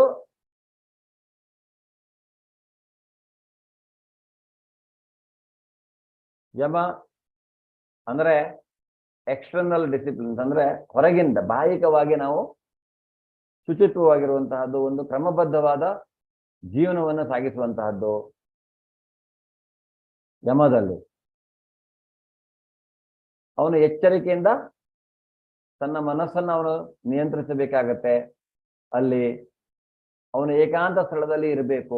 ಯೋಗ ಪದ್ಧತಿಯಲ್ಲಿ ಈ ರೀತಿಯಾಗಿ ಹೇಳಲಾಗಿದೆ, ಅವನು ಏಕಾಂತ ಸ್ಥಳದಲ್ಲಿ ಇರಬೇಕು ಮತ್ತು ತನ್ನ ಮನಸ್ಸನ್ನ ಬಹಳ ಎಚ್ಚರಿಕೆಯಿಂದ ಅವನು ನಿಯಂತ್ರಿಸಬೇಕು. ಅದು ಯಮ. ಹಾಗೆ ನಾವು ನಿಯಮದ ಬಗ್ಗೆ ಬಂದಾಗ, ನಿಯಮ ಹೆಸರು ಹೇಳಿದಾಗ ಏನದು, ಒಂದು ಎಲ್ಲವೂ ಒಂದು ಆರ್ಡರ್ಲಿ ಇರಬೇಕು, ಒಂದು ಕ್ರಮಬದ್ಧವಾಗಿ. ಅಂದ್ರೆ ತಿನ್ನುವುದು, ಮಲಗುವುದು, ಕೆಲಸ ಮಾಡುವುದು ಮತ್ತು ಮನರಂಜನೆಯ ಅಭ್ಯಾಸಗಳಲ್ಲಿ ಕಡಿಮೆ, ಜಾಸ್ತಿ ಎಂಟರ್ಟೈನ್ಮೆಂಟ್ ಅನ್ನ ಮಾಡಬಾರದು ಜೀವನದಲ್ಲಿ. ಆ ರೀತಿಯಾಗಿ ಅವನು ಅಂದ್ರೆ ಶಿಸ್ತುಬದ್ಧವಾಗಿ ಮಾಡಬೇಕು. ಶುಚಿತ್ವ ಇರಬೇಕು, ಒಳಗೂ ಹೊರಗೂ, ಮನಸ್ಸಿನ ಒಳಗೂ ಹೊರಗೂ ಶುಚಿಯಾಗಿರ್ಬೇಕು ಅವನು. ಆಮೇಲೆ ಅಷ್ಟು ಕಂಡೀಷನ್ ಆದ್ಮೇಲೆ ಅವನು ಆಸನದ ಸ್ಥಿತಿಗೆ ಬರ್ಬೋದು. ಆಸನದ ಸ್ಥಿತಿ ಅಂದ್ರೆ ಈಗ ನಾವು ಯೋಗಾಸನ ಅಂತ ನಾವೇನು ಕರೀತೇವೆ, ಯೋಗದ ಪೋಸ್ಚರ್, ಹಲವಾರು ರೀತಿಯಾದಂತಹ ಒಂದು ಆಸನಗಳು. ಏನು ಈ ಯೋಗಾಸನದಲ್ಲಿ, ಈಗ ಯೋಗ ಧ್ಯಾನಕ್ಕೆ ಅವನು ಕುಳಿತುಕೊಳ್ಳುವಾಗ ಅವನೇನ್ ಮಾಡ್ಬೇಕು, ಈ ಕೂತ್ಕೊಳ್ಳುವಾಗ ಅವನು ಧ್ಯಾನದಲ್ಲಿ ಅವನ ಆಸನ ಹೇಗಿರ್ಬೇಕಂದ್ರೆ ಅದು ಭೂಮಿಯಿಂದ ಜಾಸ್ತಿ ಎತ್ತರಕ್ಕೂ ಇರಬಾರ್ದು, ಕೆಳಗೂ ತಗ್ಗಲ್ಲೂ ಇರಬಾರ್ದು. ಮತ್ತೆ ಅವನು ಕುಶಗ್ರಾಸ ಅಂದ್ರೆ ದರ್ಬೆಯ ಹುಲ್ಲನ್ನ ಹಾಕೊಂಡಿರ್ಬೇಕು. ಮತ್ತೆ ಅದರ ಮೇಲೆ ಜಿಂಕೆಯ ಚರ್ಮದಿಂದ ಮುಚ್ಚಿಕೊಳ್ಬೇಕು. ಯಾಕೆ ಅಂದ್ರೆ ದರ್ಬೆಯ ಹುಲ್ಲು ಮತ್ತು ಈ ಜಿಂಕೆಯ ಚರ್ಮದ ವಾಸನೆಗೆ ಯಾವುದೇ ಕ್ರಿಮಿಕೀಟಗಳಾಗಲಿ ಯಾವುದು ಹತ್ರ ಬರುವುದಿಲ್ಲ. ದರ್ಭ ಅದು ಹಾಕೊಳ್ಳುವುದರಿಂದನೂ ಅದೇ ರೀತಿಯಾಗಿ ಅದು ಈ ನಮ್ಮನ್ನ ಒಂದು ರೀತಿಯಾಗಿ ಶುದ್ಧವಾಗಿ ಇಡತ್ತೆ ಅದು. ಮತ್ತೆ ಯಾವುದೇ ರೀತಿಯಾದಂತಹ ಕ್ರಿಮಿಕೀಟಗಳು ಹತ್ರ ಬರದೆ ಧ್ಯಾನ ಮಾಡುವಾಗ. ಅದರಿಂದ ಈಗ ನೋಡಿ, ನಾವು ಯಾವಾಗಲೂ ಸನ್ಯಾಸಿಗಳು ಅವರಿಗೆ ಕುಳಿತುಕೊಳ್ಳುವುದಕ್ಕೆ ಈಗ ಆಸನದಲ್ಲಿ ಯಾವುದರಲ್ಲೇ ಇರಲಿ, ಎಲ್ಲೇ ಕೂತ್ಕೊಂಡ್ರು ಅವರಿಗೆ ಜಿಂಕೆಯ ಚರ್ಮವನ್ನು ಹಾಕೊಂಡು ಕೂತ್ಕೊಳ್ಳುವಂತಹದ್ದು ಒಂದಿತ್ತು. ಆದ್ರಿಂದ ಮತ್ತೆ ಆಸನದಲ್ಲಿ ಅವನು ಹೀಗೆ ಕುಳಿತುಕೊಳ್ಳುವಾಗ ಮತ್ತೆ ಅವನು ಧ್ಯಾನಕ್ಕೆ ಬರ್ತಾನೆ. ಅಲ್ಲಿ ಅಂದ್ರೆ ತನ್ನ ದೇಹ, ಕುತ್ತಿಗೆ ಮತ್ತು ತಲೆಯನ್ನ ನೇರ ರೇಖೆಯಲ್ಲಿ ಇಟ್ಕೊಳ್ಬೇಕು ಅವನು. ಹೀಗೆ ಅವನು ಆಸನದ ಸ್ಥಿತಿಯಲ್ಲಿ ಬಂದಾಗ ಧ್ಯಾನಕ್ಕೆ ರೆಡಿಯಾಗುವಂತವನು ಅಲ್ವಾ. ಅವನು ಈ ರೀತಿಯಾಗಿ ತನ್ನ ದೇಹ, ಕುತ್ತಿಗೆ ಮತ್ತು ತಲೆಯ ನೇರವಾಗಿ ಇಟ್ಕೊಂಡು ಮೂಗಿನ ತುದಿ ಅಥವಾ ಹುಬ್ಬುಗಳ ನಡುವೆ ಅವನು ತನ್ನ ಮನಸ್ಸನ್ನ ನಿಲ್ಲಿಸಬೇಕು. ಹೀಗೆ ಕ್ಷೋಭೆ ಇಲ್ಲದ ನಿಶ್ಶಬ್ದ ಮನಸ್ಸಿನಿಂದ, ಭಯವಿಲ್ಲದೆ ಲೈಂಗಿಕ ಜೀವನದಿಂದ ಸಂಪೂರ್ಣವಾಗಿ ಮುಕ್ತನಾಗಿ ಭಗವಂತನನ್ನ ಧ್ಯಾನಿಸಬೇಕು. ಇಲ್ಲಿ ಭಗವಂತ ಹೇಳ್ತಾ ಇದ್ದಾನೆ, ಇದು ಆಸನದಲ್ಲಿ ಅವನು ಈ ರೀತಿಯಾಗಿ ಕುಳಿತುಕೊಂಡು ಭಗವಂತನನ್ನ ಧ್ಯಾನಿಸಲಿಕ್ಕೆ ಶುರು ಮಾಡಬೇಕು. ಪ್ರಾಣಾಯಾಮ, ಆಮೇಲೆ ಏನಾಗುತ್ತೆ, ಹೀಗೆ ಅವನು ಧ್ಯಾನ ಮಾಡ್ತಾ ತನ್ನ ಶ್ವಾಸ ಉಚ್ಛ್ವಾಸ ಪ್ರಕ್ರಿಯೆಯನ್ನು ಸಹಿತ ಒಂದು ರೀತಿಯಾಗಿ ಕ್ರಮಬದ್ಧವಾಗಿ ಮಾಡ್ತಾನೆ. ಅದು ಸಹಿತ ತುಂಬಾ ಕಂಟ್ರೋಲ್ ಬರುತ್ತೆ. ಏನಂದ್ರೆ ಯಾವಾಗ ಬೇಕಾದ್ರೆ ಅವನು ಉಸಿರನ್ನ ನಿಲ್ಲಿಸಬಹುದು ಅಥವಾ ಉಸಿರನ್ನ ಬಿಡಬಹುದು. ಆ ರೀತಿಯಾದಂತಹ ಒಂದು ಕಂಟ್ರೋಲ್ ಬರುತ್ತೆ, ಬ್ರೆತ್ ಕಂಟ್ರೋಲ್ ಅನ್ನುವಂತಹದ್ದು, ಅದು ಪ್ರಾಣಾಯಾಮ. ಸೊ ಯೋಗ ಇದು ಏನಾಗಿದೆ ಅಂದ್ರೆ, ಈಗ ಯೋಗಗಳಲ್ಲಿ ಈ ರೀತಿಯಾಗಿ ಕೆಲವೊಂದಷ್ಟನ್ನೇ, ಈಗ ಆಸನ ಅನ್ನುವಂಥದ್ದೇನು ಯೋಗ ಧ್ಯಾನದ ಪೋಶ್ಚರ್ಗಳು ಕೆಲವೊಂದು, ಸೊ ಆ ರೀತಿಯಾಗಿ ಮಾಡುವಂತಹದ್ದು. ಮತ್ತೆ ಪ್ರಾಣಾಯಾಮ ನಿಮ್ಗೆ ಗೊತ್ತಿದೆ. ಈಗ ಪ್ರಾಣಾಯಾಮ ಮಾಡುವಂತಹದ್ದು ತುಂಬಾ ಮುಖ್ಯ. ಅನುಲೋಮ್ ವಿಲೋಮ್ ಅಥವಾ ಹಲವಾರು ರೀತಿಯ ಪ್ರಾಣಾಯಾಮದ ಬೇರೆ ಬೇರೆ ರೀತಿಯಾದಂತಹ ಇದಿವೆ, ಅದನ್ನ ಮಾಡುವಂತಹದ್ದು. ಅದು ನಿಜವಾಗಿ ಏನು ಅಂದ್ರೆ, ನಮ್ಮಲ್ಲಿ ಉಸಿರಾಟದ ಕಂಟ್ರೋಲ್ ಬರಬೇಕು. ಅದರಿಂದ ಏನಾಗತ್ತೆ, ಸ್ಥಿರತೆ ಬರುತ್ತೆ, ಸ್ಟೆಬಿಲಿಟಿ ಬರುತ್ತೆ, ಒಂದು ಕಾನ್ಸಂಟ್ರೇಷನ್ ಬರುತ್ತೆ.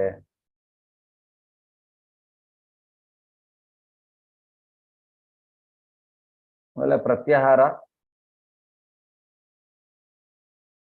ಪ್ರತ್ಯಾಹಾರದಲ್ಲಿ ಭೌತಿಕ ಅಸ್ತಿತ್ವದ ನಿಲುಗಡೆ. ಅವನಿಗೆ ಏನಾಗುತ್ತೆ ಅಂದ್ರೆ, ಇಲ್ಲಿ ಆ ರೀತಿಯಾಗಿ ಈ ಪ್ರಾಣಾಯಾಮದ ಇದರ ನಂತರ ಅವನಿಗೆ ತಾನು ಎಲ್ಲಿದ್ದೇನೆ, ಈ ಭೌತಿಕ ಅಸ್ತಿತ್ವದಲ್ಲಿ ಅವನ ಇರುವಿಕೆ ಅವನಿಗೆ ಏನು ಭಾಸವಾಗೋದಿಲ್ಲ. ಅವನು ಎಲ್ಲಿದ್ದಾನೆ ಅನ್ನೋದೇ ಅವನಿಗೆ ಗೊತ್ತಿರುವುದಿಲ್ಲ. ಆ ರೀತಿಯಾಗಿ ಆಮೇಲೆ ಬರುವಂತಹದ್ದು ಧಾರಣ. ತನ್ನ ಮಾನಸಿಕ ಚಟುವಟಿಕೆಗಳನ್ನು ಶಿಸ್ತುಬದ್ಧ, ಇಲ್ಲಿ ಮನಸ್ಸಿನ ಚಟುವಟಿಕೆಗಳು ಎಲ್ಲ ಅದು ಒಂದು ರೀತಿಯಾದಂತಹ ಶಿಸ್ತುಬದ್ಧವಾಗತ್ತೆ. ಭೌತಿಕ ಬಯಕೆಗಳಿಂದ ರಹಿತನಾಗಿ ಅತೀಂದ್ರಿಯದಲ್ಲಿ ನೆಲೆಸ್ತಾನೆ ಅವನು. ಈಗ ಇಲ್ಲಿ ಅವನಿಗೆ ಯಾವುದೇ ರೀತಿಯಾದಂತಹ ಐಹಿಕ ಆಸೆಗಳು ಇರುವುದಿಲ್ಲ. ಅವನು ಅತೀಂದ್ರಿಯದಲ್ಲಿ, ಅತೀಂದ್ರಿಯ ಅಂದ್ರೆ ಇಲ್ಲಿ ಏನಾಗುತ್ತೆ, ಭಗವಂತನನ್ನ ಧ್ಯಾನ ಮಾಡ್ತಾ ಇರೋದ್ರಿಂದ ಅವನು ಎಲ್ಲವನ್ನ, ಇಲ್ಲಿ ಐಹಿಕ ಸಂಪರ್ಕವನ್ನ ಕಳ್ಕೊಂಡಿರ್ತಾನೆ. ಈಗ ಅವನು ನಿಜವಾಗಿ ಯೋಗವನ್ನ ಪಡೆದಿದ್ದಾನೆ ಅಂತ ಹೇಳಬಹುದು ಧಾರಣದಲ್ಲಿ ಅವನು. ಯಾಕೆಂದ್ರೆ ಅತೀಂದ್ರಿಯಕ್ಕೆ ಬಂದ ನಂತರ ಧ್ಯಾನ ಪೂರ್ತಿಯಾಗಿ ಭಗವಂತನಲ್ಲಿ ತನ್ನ ಮನಸ್ಸನ್ನ ಲೀನ ಮಾಡುವಂತಹದ್ದು, ಕೇಂದ್ರೀಕರಿಸುವಂತಹದ್ದು, ಪೂರ್ತಿಯಾಗಿ ಅವನನ್ನ ಕುರಿತಾಗೇ ಚಿಂತನೆ, ಬೇರೆ ಏನೂ ಇಲ್ಲ ಅವನಿಗೆ. ಅವನ ಯಾವುದೇ ರೀತಿಯಾದ ಇಂದ್ರಿಯಗಳು ಅತೀಂದ್ರಿಯವಾದ ಯಾರ ಮನಸ್ಸನ್ನು ನಿಯಂತ್ರಿಸಲಾಗುತ್ತದೆ, ಅವನು ಅತೀಂದ್ರಿಯ ಆತ್ಮದ ಆ ಧ್ಯಾನದಲ್ಲಿ ಯಾವಾಗಲೂ ಸ್ಥಿರನಾಗಿರುತ್ತಾನೆ. ಅಷ್ಟು ನಿಶ್ಚಲ ಅಂದ್ರೆ ಅಷ್ಟು ಕಾನ್ಸಂಟ್ರೇಷನ್, ಅಷ್ಟೊಂದು ಅವನು ಅತೀಂದ್ರಿಯವಾದ ಅಂದ್ರೆ ತನ್ನ ಮನಸ್ಸನ್ನು ಅವನು ನಿಗ್ರಹಿಸ್ತಾ ಇರ್ತಾನೆ. ಆತ್ಮದ ಧ್ಯಾನದಲ್ಲಿ ಯಾವಾಗಲೂ ಸ್ಥಿರವಾಗಿರ್ತಾನೆ.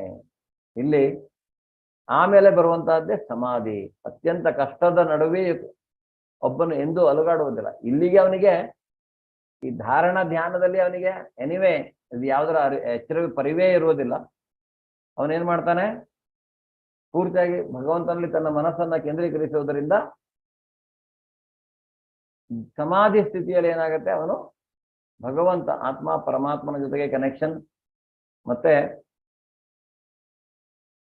ಭೌತಿಕ ಸಂಪರ್ಕದಿಂದ ಉಂಟಾಗುವ ಎಲ್ಲಾ ದುಃಖಗಳಿಂದ ನಿಜವಾದ ಸ್ವಾತಂತ್ರ್ಯವನ್ನು ಅವನು ಅಲ್ಲಿ ಪಡಿತಾನೆ ಅನ್ನುವಂತಹದ್ದು. ಇದು ಅಷ್ಟಾಂಗ ಯೋಗದ 8 ಯೋಗ ಪದ್ಧತಿಗಳು. ಈ ರೀತಿಯಾಗಿ ಭಗವತ್ ಪ್ರಾಪ್ತಿಗೆ ನಾವು ಅಥವಾ ಆತ್ಮ ಸಾಕ್ಷಾತ್ಕಾರಕ್ಕೆ, ಭಗವತ್ ಸಾಕ್ಷಾತ್ಕಾರಕ್ಕೆ ನಾವು ಈ ರೀತಿಯಾಗಿ ಅಷ್ಟಾಂಗ ಯೋಗವನ್ನ ಮಾಡಲಿಕ್ಕೆ ನಮ್ಮ ಹತ್ರ ಸಾಧ್ಯ ಇದೆಯಾ? ಅಥವಾ ನೀವು ಯಾರಾದ್ರೂ ಮಾಡ್ತೀರಾ ಈ ತರದ ಒಂದು ಯೋಗವನ್ನ?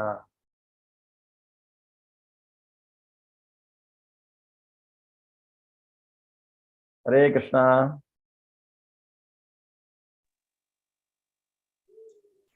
ಹರೇ ಕೃಷ್ಣ ಗುರುಜಿ. ಹರೇ ಕೃಷ್ಣ. ಇಂತಹ ಯೋಗವನ್ನ ನಾವು ಮಾಡ್ಲಿಕ್ಕೆ ರೆಡಿ ಇದ್ದೀವ ಇವಾಗ? ಅಷ್ಟಾಂಗ ಯೋಗ ಏನ್ ಹೇಳ್ತೀರಾ ಮಾತಾಜಿ? ಗುರುಜಿ, ನಾ ಸಿದ್ಧ ಸಮಾಧಿ ಯೋಗ ಅಂತ ತಿಳ್ಕೊಂಡು 4 ದಿವಸದ್ದು ಮಾಡಿದ್ದೆ. ಸ್ವಲ್ಪ ಅದ್ರ ಬಗ್ಗೆ ಅಷ್ಟೇ ಗೊತ್ತು, ಉಳಿದದ್ ಗೊತ್ತಿಲ್ಲ. ಅದೇ ಹೇಳಿದ್ದು.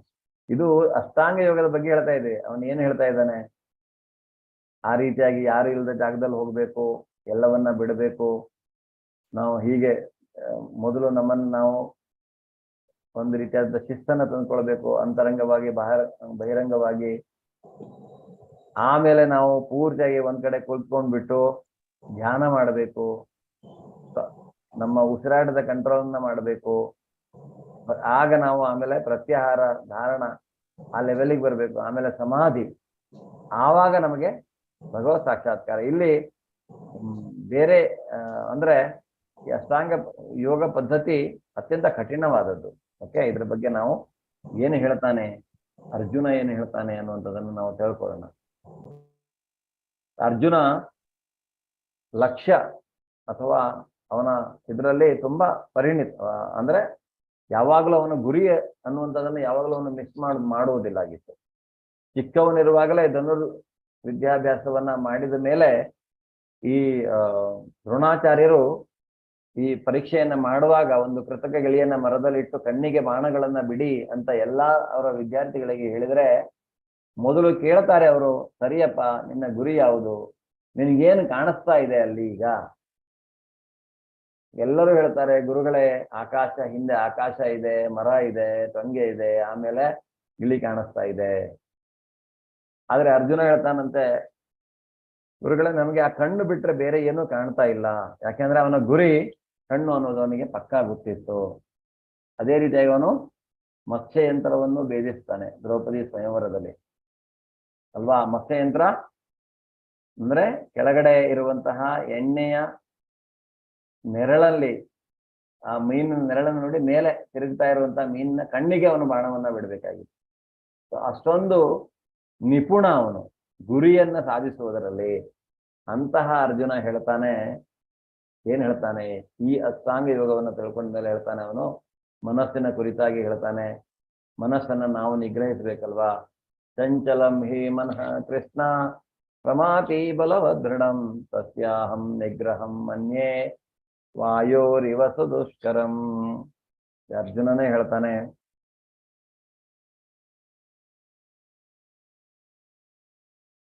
ಈ ಮನಸ್ಸು ಅನ್ನುವಂತಹದ್ದು ಕೃಷ್ಣನೇ.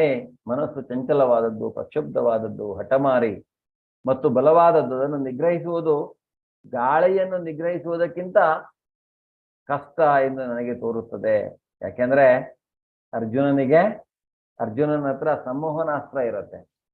ಸಂಮೋಹನಾಸ್ತ್ರ ಅದನ್ನ ಬಿಟ್ಬಿಟ್ಟು ಅವನ್ ಏನ್ ಮಾಡ್ತಾನಂದ್ರೆ ಗಾಳಿಯನ್ನ ಸಹಿತ ನಿಗ್ರಹಿಸಿ, ಅಂದ್ರೆ ಇವರು ಮೂರ್ಛೆ ಹೋಗುವ ತರ ಅವನು ಮಾಡ್ತಾ ಇದ್ದ.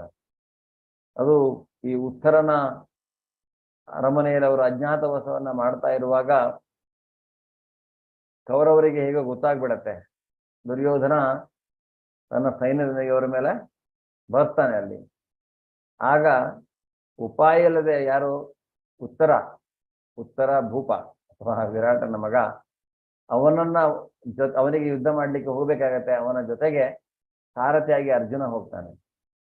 ಅಲ್ಲಿ ಯುದ್ಧ ಆಗುವಾಗ ಹೀಗೆ ಅವರು ಬರುವುದನ್ನು ತಡೆಯಬೇಕಂತ ಹೇಳಿ ಅವನೇನ್ ಮಾಡ್ತಾನೆ, ಈ ರೀತಿಯಾಗಿ ಸಂಮೋಹನಾಸ್ತ್ರವನ್ನ ಬಿಟ್ಟು ಗಾಳಿಯನ್ನ ಮಾಡಿ ಅವರೆಲ್ಲ ಅಲ್ಪ ಕಾಲ ಮೂರ್ಛೆ ಹೋಗುವ ತರ ಮಾಡ್ತಾನೆ. ಅಂತಹ ಅರ್ಜುನ ಹೇಳ್ತಾನೆ, ಈ ಮನಸ್ಸು ಬಹಳ ಚಂಚಲ, ಇದು ಭಯಂಕರ ಹಠಮಾರಿ, ಪ್ರಕ್ಷುಬ್ಧ, ಇದು ಮಾತು ಕೇಳುವಂತಹದ್ದಲ್ಲ, ಇದು ಬಲವಾದದ್ದು ಈ ಮನಸ್ಸು ಅನ್ನುವಂತಹದ್ದು ಅಲ್ವಾ. ಅನ್ಸತ್ತೆ ಅಲ್ವಾ ಇದು ನಿಮ್ಗೆಲ್ಲ? ಗಾಳಿಯನ್ನಾದ್ರೂ ನಿಗ್ರಹಿಸೋದು, ಈ ಮನಸ್ಸನ್ನು ನಿಗ್ರಹಿಸೋದು ಬಹಳ ಕಷ್ಟ ಅಂತ ಅರ್ಜುನ ಹೇಳ್ತಾನೆ. ನಿಮ್ಗೇನ್ ಅನ್ಸುತ್ತೆ? ಹೌದಾ? ನಿಜ ಪ್ರಭುಜಿ, ಇಂದ್ರಿಯಗಳನ್ನು ಮನಸ್ಸನ್ನು ಕಂಟ್ರೋಲ್ ಮಾಡೋದು ತುಂಬಾ ಅಂದ್ರೆ ತುಂಬಾ ಕಷ್ಟ ಪ್ರಭುಜಿ. ನೋಡಿ, ಅದಕ್ಕೆ ಅರ್ಜುನ ಹೇಳ್ಬೇಕಾ? ನಾವು ರಿಯಲೈಸ್ ಮಾಡ್ಕೊಂಡು ಹೇಳ್ಬೋದು, ತುಂಬಾ ಕಷ್ಟ ಇದು. ಈ ಮನಸ್ಸು ಅನ್ನೋದೇ ಹಾಗೆ, ಯಾವಾಗಲೂ ಚಂಚಲಂ ಹಿ ಮನಃ ಕೃಷ್ಣ. ಅವನು ಹೇಳ್ತಾನೆ, ಈ ಮನಸ್ಸನ್ನ ನಿಗ್ರಹಿಸುವುದು ಅಷ್ಟು ಸುಲಭವಲ್ಲ. ಆದರೆ ಯಾವಾಗ ಈ ಮನಸ್ಸನ್ನ ನಿಗ್ರಹಿಸಬಹುದು, ಅದಕ್ಕಿನ್ನೂ ಭಗವಂತ ಉತ್ತರ ಕೊಡ್ತಾನೆ. ಏನು ಉತ್ತರ ಕೊಡ್ತಾನೆ ನೋಡೋಣ. ಶ್ರೀ ಭಗವಾನು ವಾಚ ಅಸಂಶಯಂ ಮಹಾಬಾಹೋ ಮನೋ ದುರ್ನಿಗ್ರಹಂ ಚಲಂ ಅಭ್ಯಾಸೇನ ತು ಕೌಂತೇಯ ವೈರಾಗ್ಯೇನ ಚ ಗೃಹ್ಯತೆ. ಶ್ರೀಕೃಷ್ಣನು ಹೀಗೆ ಹೇಳಿದನು, ಮಹಾಬಾಹು ಕುಂತಿಯ ಮಗನೂ ಆದ ಅರ್ಜುನನೇ, ಚಂಚಲವಾದ ಮನಸ್ಸನ್ನು ನಿಗ್ರಹಿಸುವುದು ಬಹು ಕಷ್ಟ. ಆದರೂ ಯೋಗ್ಯವಾದ ವೈರಾಗ್ಯದಿಂದ ಮತ್ತು ಅಭ್ಯಾಸದಿಂದ ಅದನ್ನು ನಿಗ್ರಹಿಸಬಹುದು. ಅಭ್ಯಾಸ ಏನದು ಕೌಂತೆಯ ವೈರಾಗ್ಯೇಣ ಚ ಗೃಹ್ಯತೆ ಅಂದ್ರೆ ಯೋಗ್ಯವಾದ ವೈರಾಗ್ಯ ಮತ್ತೆ ಅಭ್ಯಾಸ. ಪ್ರಾಕ್ಟೀಸ್ ಮಾಡ್ಬೇಕು. ಪ್ರಾಕ್ಟೀಸ್ ಮೇಕ್ಸ್ ಮ್ಯಾನ್ ಪರ್ಫೆಕ್ಟ್ ಅಂತ ಹೇಳ್ತಾರೆ. ಯಾವುದೇ ರೀತಿಯಾದಂತಹ ಅಭ್ಯಾಸ ಇಲ್ಲ ಅಂದ್ರೆ ನಾವು ಏನನ್ನಾದ್ರೂ ಸಾಧಿಸಲಿಕ್ಕೆ ಸಾಧ್ಯವಾ? ಅಲ್ವಾ? ಪ್ರತಿಯೊಂದಕ್ಕೂ ಅಭ್ಯಾಸ ಬೇಕು, ಹೌದಾ ಅಲ್ಲ? ಎಸ್ ಪ್ರಭುಜಿ. ಅಭ್ಯಾಸ ಇಲ್ಲ ಅಂದ್ರೆ ಮಾಡ್ಲಿಕ್ಕೆ ಕಷ್ಟ ಸಾಧ್ಯ ಇಲ್ಲ. ಆಗುತ್ತೆ. ಅದೇನ್ನೇ ಹೇಳ್ತಾರೆ. ಆದ್ರೆ ಇಲ್ಲಿ ಹೇಳ್ತಾ ಇದ್ದಾರೆ ಯೋಗ್ಯವಾದ ವೈರಾಗ್ಯ. ವೈರಾಗ್ಯ ಅಂತ ಅಂದ್ರೆ ಏನಿಲ್ಲಿ ಅವನು ಹೇಳ್ತಾ ಇದ್ದಾನೆ, ಯೋಗ್ಯವಾದ ವೈರಾಗ್ಯ. ವೈರಾಗ್ಯ ಅಂದ್ರೆ ಇಂದ್ರಿಯ ಜೀವನ ಬಗ್ಗೆ ಆಸೆ ಇಟ್ಕೋಬಾರ್ದು ಪ್ರಭುಜಿ. ಜೀವನದ ಬಗ್ಗೆ ಆಸೆ. ಜೀವನದ ಬಗ್ಗೆ ಯಾಕೆ ಆಸೆ ಇಟ್ಕೋಬಾರ್ದು? ಅಂದ್ರೆ ನಾವು ಭಗವಂತನಿಗೆ ಭಕ್ತಿ ಮಾಡಿ ಇಂದ್ರಿಯ ತೃಪ್ತಿಯ ಆಸೆಯನ್ನ ಇಟ್ಕೋಬಾರ್ದು. ಎಸ್ ಪ್ರಭು. ಜೀವನದ ಬಗ್ಗೆ ಆಸೆ ಅಲ್ಲ. ಬದುಕಲೇಬೇಕು ನಾವೀಗ. ನಮ್ಗೆ ಈ ಜೀವನ ಕೊಟ್ಬಿಟ್ಟಿದ್ದಾನೆ ಅವನು. ಇಲ್ಲಿಂದ ನಾವು ಎಸ್ಕೇಪ್ ಆಗ್ಲಿಕ್ಕೆ ಸಾಧ್ಯವಾ? ಎಸ್ಕೇಪ್ ಆಗ್ಬೇಕಂದ್ರೆ ಎಲ್ಲಿ ಹೋಗ್ತೀವಿ? ಮತ್ತೆ ಮತ್ತೆ ಇಲ್ಲೇ ಹುಟ್ಟುತ್ತೇವೆ. ನಾವು ಎಲ್ಲಿಯ ತನಕ ಭಕ್ತಿಯನ್ನ ಮಾಡಿ ಭಗವಂತನಲ್ಲಿ ನಮ್ಮ ಮನಸ್ಸನ್ನ ನಿಗ್ರಹಿಸುವುದಿಲ್ಲವೋ, ಭಗವಂತನ ನಮ್ಮ ಮನಸ್ಸನ್ನ ಇಡುವುದಿಲ್ವೋ ಅಲ್ಲಿಯ ತನಕ ನಮ್ಗೆ ಇದ್ದಿದ್ದೆ. ಎಲ್ಲಿ ಹೋಗ್ತೀವಿ ನಾವು? ತಪ್ಪಿಸ್ಕೊಂಡು ಎಲ್ಲೂ ಹೋಗ್ಲಿಕ್ಕೆ ಸಾಧ್ಯವಿಲ್ಲ. ನಾವು ಈ ಪ್ರಕೃತಿಯ 3 ಗುಣಗಳಲ್ಲಿ ಒಂದಲ್ಲ ಒಂದು ಗುಣದಲ್ಲಿ ಬದುಕಲೇಬೇಕು. ಸತ್ವ ರಜ ತಮದಲ್ಲಿ ಅಥವಾ ಈ 3 ಗುಣಗಳು ಕೆಲವೊಂದು ಟೈಮ್ ಅದು ಬರತ್ತೆ. 3 ಗುಣಗಳು ನಮ್ಮನ್ನ ತುಂಬಾ ತೊಂದರೆಗಳನ್ನ ಕೊಡ್ತಾ ಇರ್ತವೆ. ಇಲ್ಲಿ ಆ 3 ಗುಣದಲ್ಲಿ ನಾವು ಬಹಳವಾಗಿ ಕಷ್ಟವನ್ನು ಅನುಭವಿಸ್ತೇವೆ. ಇಲ್ಲಿ ಅದನ್ನೇ ಭಗವಂತ ಹೇಳ್ತಾನೆ ಮುಂದೆ. ಆದ್ರಿಂದ ನಾವು ನಮ್ಮ ಮನಸ್ಸನ್ನ ನಿಗ್ರಹಿಸುವುದು, ಭಗವಂತ ಹೇಳ್ತಾನೆ ಹೌದು ಕಷ್ಟ, ಮನಸ್ಸನ್ನ ನಿಗ್ರಹಿಸುವುದು ಕಷ್ಟ. ಮನಸ್ಸಿರುವುದೇ ಹಾಗೆ, ಅಂತರೇಂದ್ರಿಯ. ಆ ಮನಸ್ಸು ಇಲ್ಲದಲ್ಲದಲ್ಲನ್ನ ಆಲೋಚನೆ ಮಾಡ್ತಾ ಇರತ್ತೆ. ಭಗವಂತನ ಒಂದನ್ನ ಬಿಟ್ಟು ಬಾಕಿ ಎಲ್ಲ ಆಲೋಚನೆ ಮಾಡುತ್ತೆ. ಇವತ್ತು ಒಳ್ಳೆ ಮೂವಿಗೆ ಹೋಗ್ಬೇಕು, ಇವತ್ತು ಒಳ್ಳೆ ಡ್ರೆಸ್ ಹಾಕೋಬೇಕು, ಇವತ್ತು ಒಳ್ಳೆ ಫುಡ್, ಇವತ್ತು ಒಂದು ಬಾಯಿ ರುಚಿಗೆ ಏನೋ ಒಂದು ತಿನ್ಬೇಕು. ಅವನು ಹೇಳ್ತಾನೆ ಭಗವಂತ, ನೀನ್ ಏನನ್ನಾದ್ರೂ ಬಂಜಿಸು, ಏನನ್ನಾದ್ರೂ ಎಂಜಾಯ್ ಮಾಡ, ಆದ್ರೆ ಎಲ್ಲವನ್ನು ನನಗೋಸ್ಕರ ಅಂದ್ರೆ ನನಗೆ ಕರ್ಮಫಲಗಳನ್ನ ತ್ಯಜಿಸಿ ಯಾವುದನ್ನ ಎಕ್ಸ್ಪೆಕ್ಟ್ ಮಾಡ್ಬೇಡ. ನೀನ್ ಮಾಡಿದ್ದು ನಿಂದು ಅಂತ ನೀನು ಎಕ್ಸ್ಪೆಕ್ಟ್ ಮಾಡ್ಬೇಡ, ಅದನ್ನ ಬಯಸ್ಬೇಡ, ಎಲ್ಲವನ್ನ ನನಗೆ ಬಿಡು. ಆದ್ರೆ ನಿನ್ನ ನಿಗದಿತ ಕರ್ತವ್ಯಗಳನ್ನ ನೀನ್ ಮಾಡು ಅಂತ ಅವನು ಹೇಳ್ತಾನೆ. ಯೋಗ್ಯವಾದ ವೈರಾಗ್ಯದಿಂದ, ಅದನ್ನೇ ಇಲ್ಲಿ ವೈರಾಗ್ಯ ಅನ್ನುವಂಥದ್ದು. ವೈರಾಗ್ಯ ಅಂದ್ರೆ ತ್ಯಜಿಸುವಿಕೆ ಅಂದ್ರೆ ಡಿಟ್ಯಾಚ್ಮೆಂಟ್. ಡಿಟ್ಯಾಚ್ಮೆಂಟ್ ಅಂದ್ರೆ ನಾವು ಈ ಬಂಧನದಿಂದ ಹೊರಗೆ ಬರುವಂತಹದ್ದು. ಹೇಗೆ ಈ ಬಂಧನದಿಂದ ಹೊರಗೆ ಬರಬೇಕು ಅನ್ನೋದನ್ನು, ಅದು ಅಭ್ಯಾಸದಿಂದ ಸಾಧ್ಯ. ಅದಕ್ಕೆ ಮುಂದೆ ಹೇಳ್ತಾನೆ, ಯೋ ಮಾಂ ಪಶ್ಯತಿ ಸರ್ವತ್ರ ಸರ್ವಂ ಚ ಮಯಿ ಪಶ್ಯತಿ ತಸ್ಯಾಹಂ ನ ಪ್ರಣಶ್ಯಾಮಿ ಸಚ ಮೇ ನ ಪ್ರಣಶ್ಯತಿ. ಯಾರು ನನ್ನನ್ನು ಎಲ್ಲೆಲ್ಲಿಯೂ ಕಾಣುತ್ತಾನೋ ಮತ್ತು ನನ್ನಲ್ಲಿ ಎಲ್ಲವನ್ನ ಕಾಣುತ್ತಾನೋ ಅವನು ನನ್ನನ್ನು ಯಾವಾಗಲೂ ಕಳೆದುಕೊಳ್ಳುವುದಿಲ್ಲ, ನಾನು ಅವನನ್ನು ಯಾವಾಗಲೂ ಕಳೆದುಕೊಳ್ಳುವುದಿಲ್ಲ. ಅವನು ಹೇಳ್ತಾ ಇರುವಂತಹದ್ದೇನಿಲ್ಲಿ, ನನ್ನನ್ನು ಎಲ್ಲೆಲ್ಲಿಯೂ ಕಾಣುತ್ತಾನೋ. ಭಗವಂತನನ್ನು ನಾವು ಎಲ್ಲ ಕಡೆ ಕಾಣುವಂಥದ್ದು. ಅವನು ಎಲ್ಲದರ ಒಳಗೆ ಹೊರಗೆ ಇದ್ದಾನೆ. ಅವನು ಅತಿ ಚಿಕ್ಕದಾದಂತಹ ಪರಮಾಣುಗಳ ಹೃದಯವನ್ನು ಸಹಿತ ಪ್ರವೇಶಿಸ್ತಾನೆ ಪರಮಾತ್ಮನಾಗಿ. ಅದರಿಂದ ಅವನನ್ನು ನೋಡುವಂತಹ ಕಣ್ಣು ನಮಗೆ ಬೇಕು. ಜ್ಞಾನ ಚಕ್ಷು, ಅದು ಈ ಚರ್ಮ ಚಕ್ಷು ಅಲ್ಲ. ಈ ಚರ್ಮ ಚಕ್ಷು ನೋಡುವುದಿಲ್ಲ, ನಿಜವಾಗಿ ಏನನ್ನ ನೋಡಬೇಕು ಅದನ್ನ ನೋಡುವುದಿಲ್ಲ ಅದು. ಅದರಿಂದ ಭಗವಂತನ ನಾವು ಎಲ್ಲ ಕಡೆ ನೋಡಬೇಕು. ಅದನ್ನ ನೋಡ್ಲಿಕ್ಕೆ ಯಾವಾಗ ಸಾಧ್ಯ ನಮಗೆ? ಯಾವಾಗ ನಾವು ಪೂರ್ತಿಯಾಗಿ ಭಗವತ್ ಪ್ರಜ್ಞೆಯಲ್ಲಿ ಇರ್ತೇವೋ ಆವಾಗ. ನಾನು ಅವನನ್ನು ಯಾವಾಗಲೂ ಕಳೆದುಕೊಳ್ಳುವುದಿಲ್ಲ ಅಥವಾ ಅವನು ನನ್ನನ್ನು ಯಾವಾಗಲೂ ಕಳೆದುಕೊಳ್ಳುವುದಿಲ್ಲ. ಒಬ್ರಿಗೊಬ್ರಿಗೆ ಬೇಕೇ. ಭಗವಂತನಿಗೆ ಭಕ್ತರು ಬೇಕು, ಭಕ್ತನಿಗೆ ಭಗವಂತ ಬೇಕು. ಅದನ್ನು ಅವನಲ್ಲಿ ಹೇಳ್ತಾರೆ. ಅಸಂಯತಾತ್ಮನ ಯೋಗೋ ದುಷ್ಟ್ರಾಪ ಇತಿ ಮೇ ಮತಿಃ ವಶ್ಯಾತ್ಮನಾ ತು ಯತತಾ ಶಕ್ಯೋ ವಾಪ್ತು ಮುಪಾಯತಃ. ಮನಸ್ಸಿಗೆ ಕಡಿವಾಣ ಹಾಕಲಾರದವನಿಗೆ ಆತ್ಮ ಸಾಕ್ಷಾತ್ಕಾರವೂ ಕಷ್ಟ. ಆದರೆ ಯಾರ ಮನಸ್ಸು ನಿಯಂತ್ರಣದಲ್ಲಿರುತ್ತದೋ ಮತ್ತು ಯಾರು ಯೋಗ್ಯವಾದ ರೀತಿಗಳಲ್ಲಿ ಪ್ರಯತ್ನಿಸುವರೋ ಅವರಿಗೆ ಯಶಸ್ಸು ಖಂಡಿತ. ಇದು ನನ್ನ ಅಭಿಪ್ರಾಯ. ಸೊ ಯೋಗ್ಯವಾದ ರೀತಿಯಲ್ಲಿ ನಾವು ಪ್ರಯತ್ನಿಸಬೇಕು ಮನಸ್ಸನ್ನ ಹಿಡಿತದಲ್ಲಿ ಇಟ್ಕೊಳ್ಳೋದಕ್ಕೆ, ಮನಸ್ಸಿಗೆ ಕಡಿವಾಣ ಹಾಕೋದಕ್ಕೆ. ಯಾರು ಅದನ್ನ ಮಾಡೋದಿಲ್ಲ ಅವರಿಗೆ ಆತ್ಮ ಸಾಕ್ಷಾತ್ಕಾರ ಸಿಗುವುದೇ ಇಲ್ಲ, ಕಷ್ಟ. ಯಾಕೆ ಸಿಗ್ಬೇಕು? ಮನಸ್ಸನ್ನ ನಿಗ್ರಹಿಸದೆ ಬರೀ ಇಂದ್ರಿಯ ತೃಪ್ತಿಯನ್ನೇ ಜೀವನವಾಗಿ ಇಟ್ಕೊಂಡವರಿಗೆ ಹೇಗೆ ಭಗವತ್ ಸಾಕ್ಷಾತ್ಕಾರ ಆಗತ್ತೆ? ಭಗವತ್ ಸಾಕ್ಷಾತ್ಕಾರ ಆಗ್ಲಿಕ್ಕೆ ಸಾಧ್ಯವೇ ಇಲ್ಲ. ಅದರಿಂದ ಮನಸ್ಸು ಅನ್ನುವಂಥದ್ದು ಏನಾಗಬೇಕು? ಭಗವಂತನನ್ನ ಕುರಿತು ಚಿಂತಿಸಬೇಕು ಯಾವಾಗಲೂ. ಆಗ ಮಾತ್ರ ನಮಗೆ ಭಗವತ್ ಸಾಕ್ಷಾತ್ಕಾರ ಆಗ್ಲಿಕ್ಕೆ ಆಗತ್ತೆ. ಯಾಕೆಂದ್ರೆ ಹೇಗೆ ನಾವು ಭಗವತ್ ಸಾಕ್ಷಾತ್ಕಾರವನ್ನ ತುಂಬಾ ಸುಲಭವಾಗಿ ಪಡೆಯಬಹುದು. ನಾಳಿಂದ ಭಕ್ತಿ ಯೋಗದ ಅಧ್ಯಾಯಗಳು ಸ್ಟಾರ್ಟ್ ಆಗುತ್ತೆ. ಅದರಲ್ಲಿ ಹೇಳ್ತಾನೆ ತುಂಬಾ ತುಂಬಾ ಈಸಿ. ಏನು ಗೊತ್ತಾ? ಭಗವಂತನನ್ನ ಪಡೆಯೋದು ಬಹಳ ಈಸಿ. ಹೇಗೆ ಅಂದ್ರೆ ಸಾಯುವ ಕಾಲದಲ್ಲಿ ನಾವು ಭಗವಂತನ ಕುರಿತಾಗಿ ಚಿಂತನೆ ಮಾಡಬೇಕು. ಸಾಯುವಾಗ ಮತ್ತು ಉಳಿದೆಲ್ಲ ಟೈಮಿಗೆ ನೀವು ಏನಾದ್ರೂ ಮಾಡ್ಕೊಳ್ಳಿ. ಉಳಿದ ಟೈಮಿಗೆ ನೀವು ಏನಾದ್ರೂ ಹೇಗಾದ್ರೂ ಬದುಕೊಳ್ಳಿ.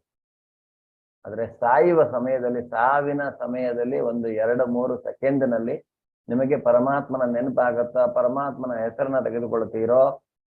ನಾವೆಲ್ಲ ಖಂಡಿತವಾಗಿ ಪರಮಾತ್ಮನ ಹತ್ರ ಹೋಗ್ತೇವೆ. ಅದನ್ನ ಮುಂದೆ ಹೇಳ್ತಾನೆ. ಆದ್ರೆ ಅದನ್ನ ಮಾಡ್ಲಿಕ್ಕೆ ಸಾಧ್ಯನಾ ನಮಗೆ?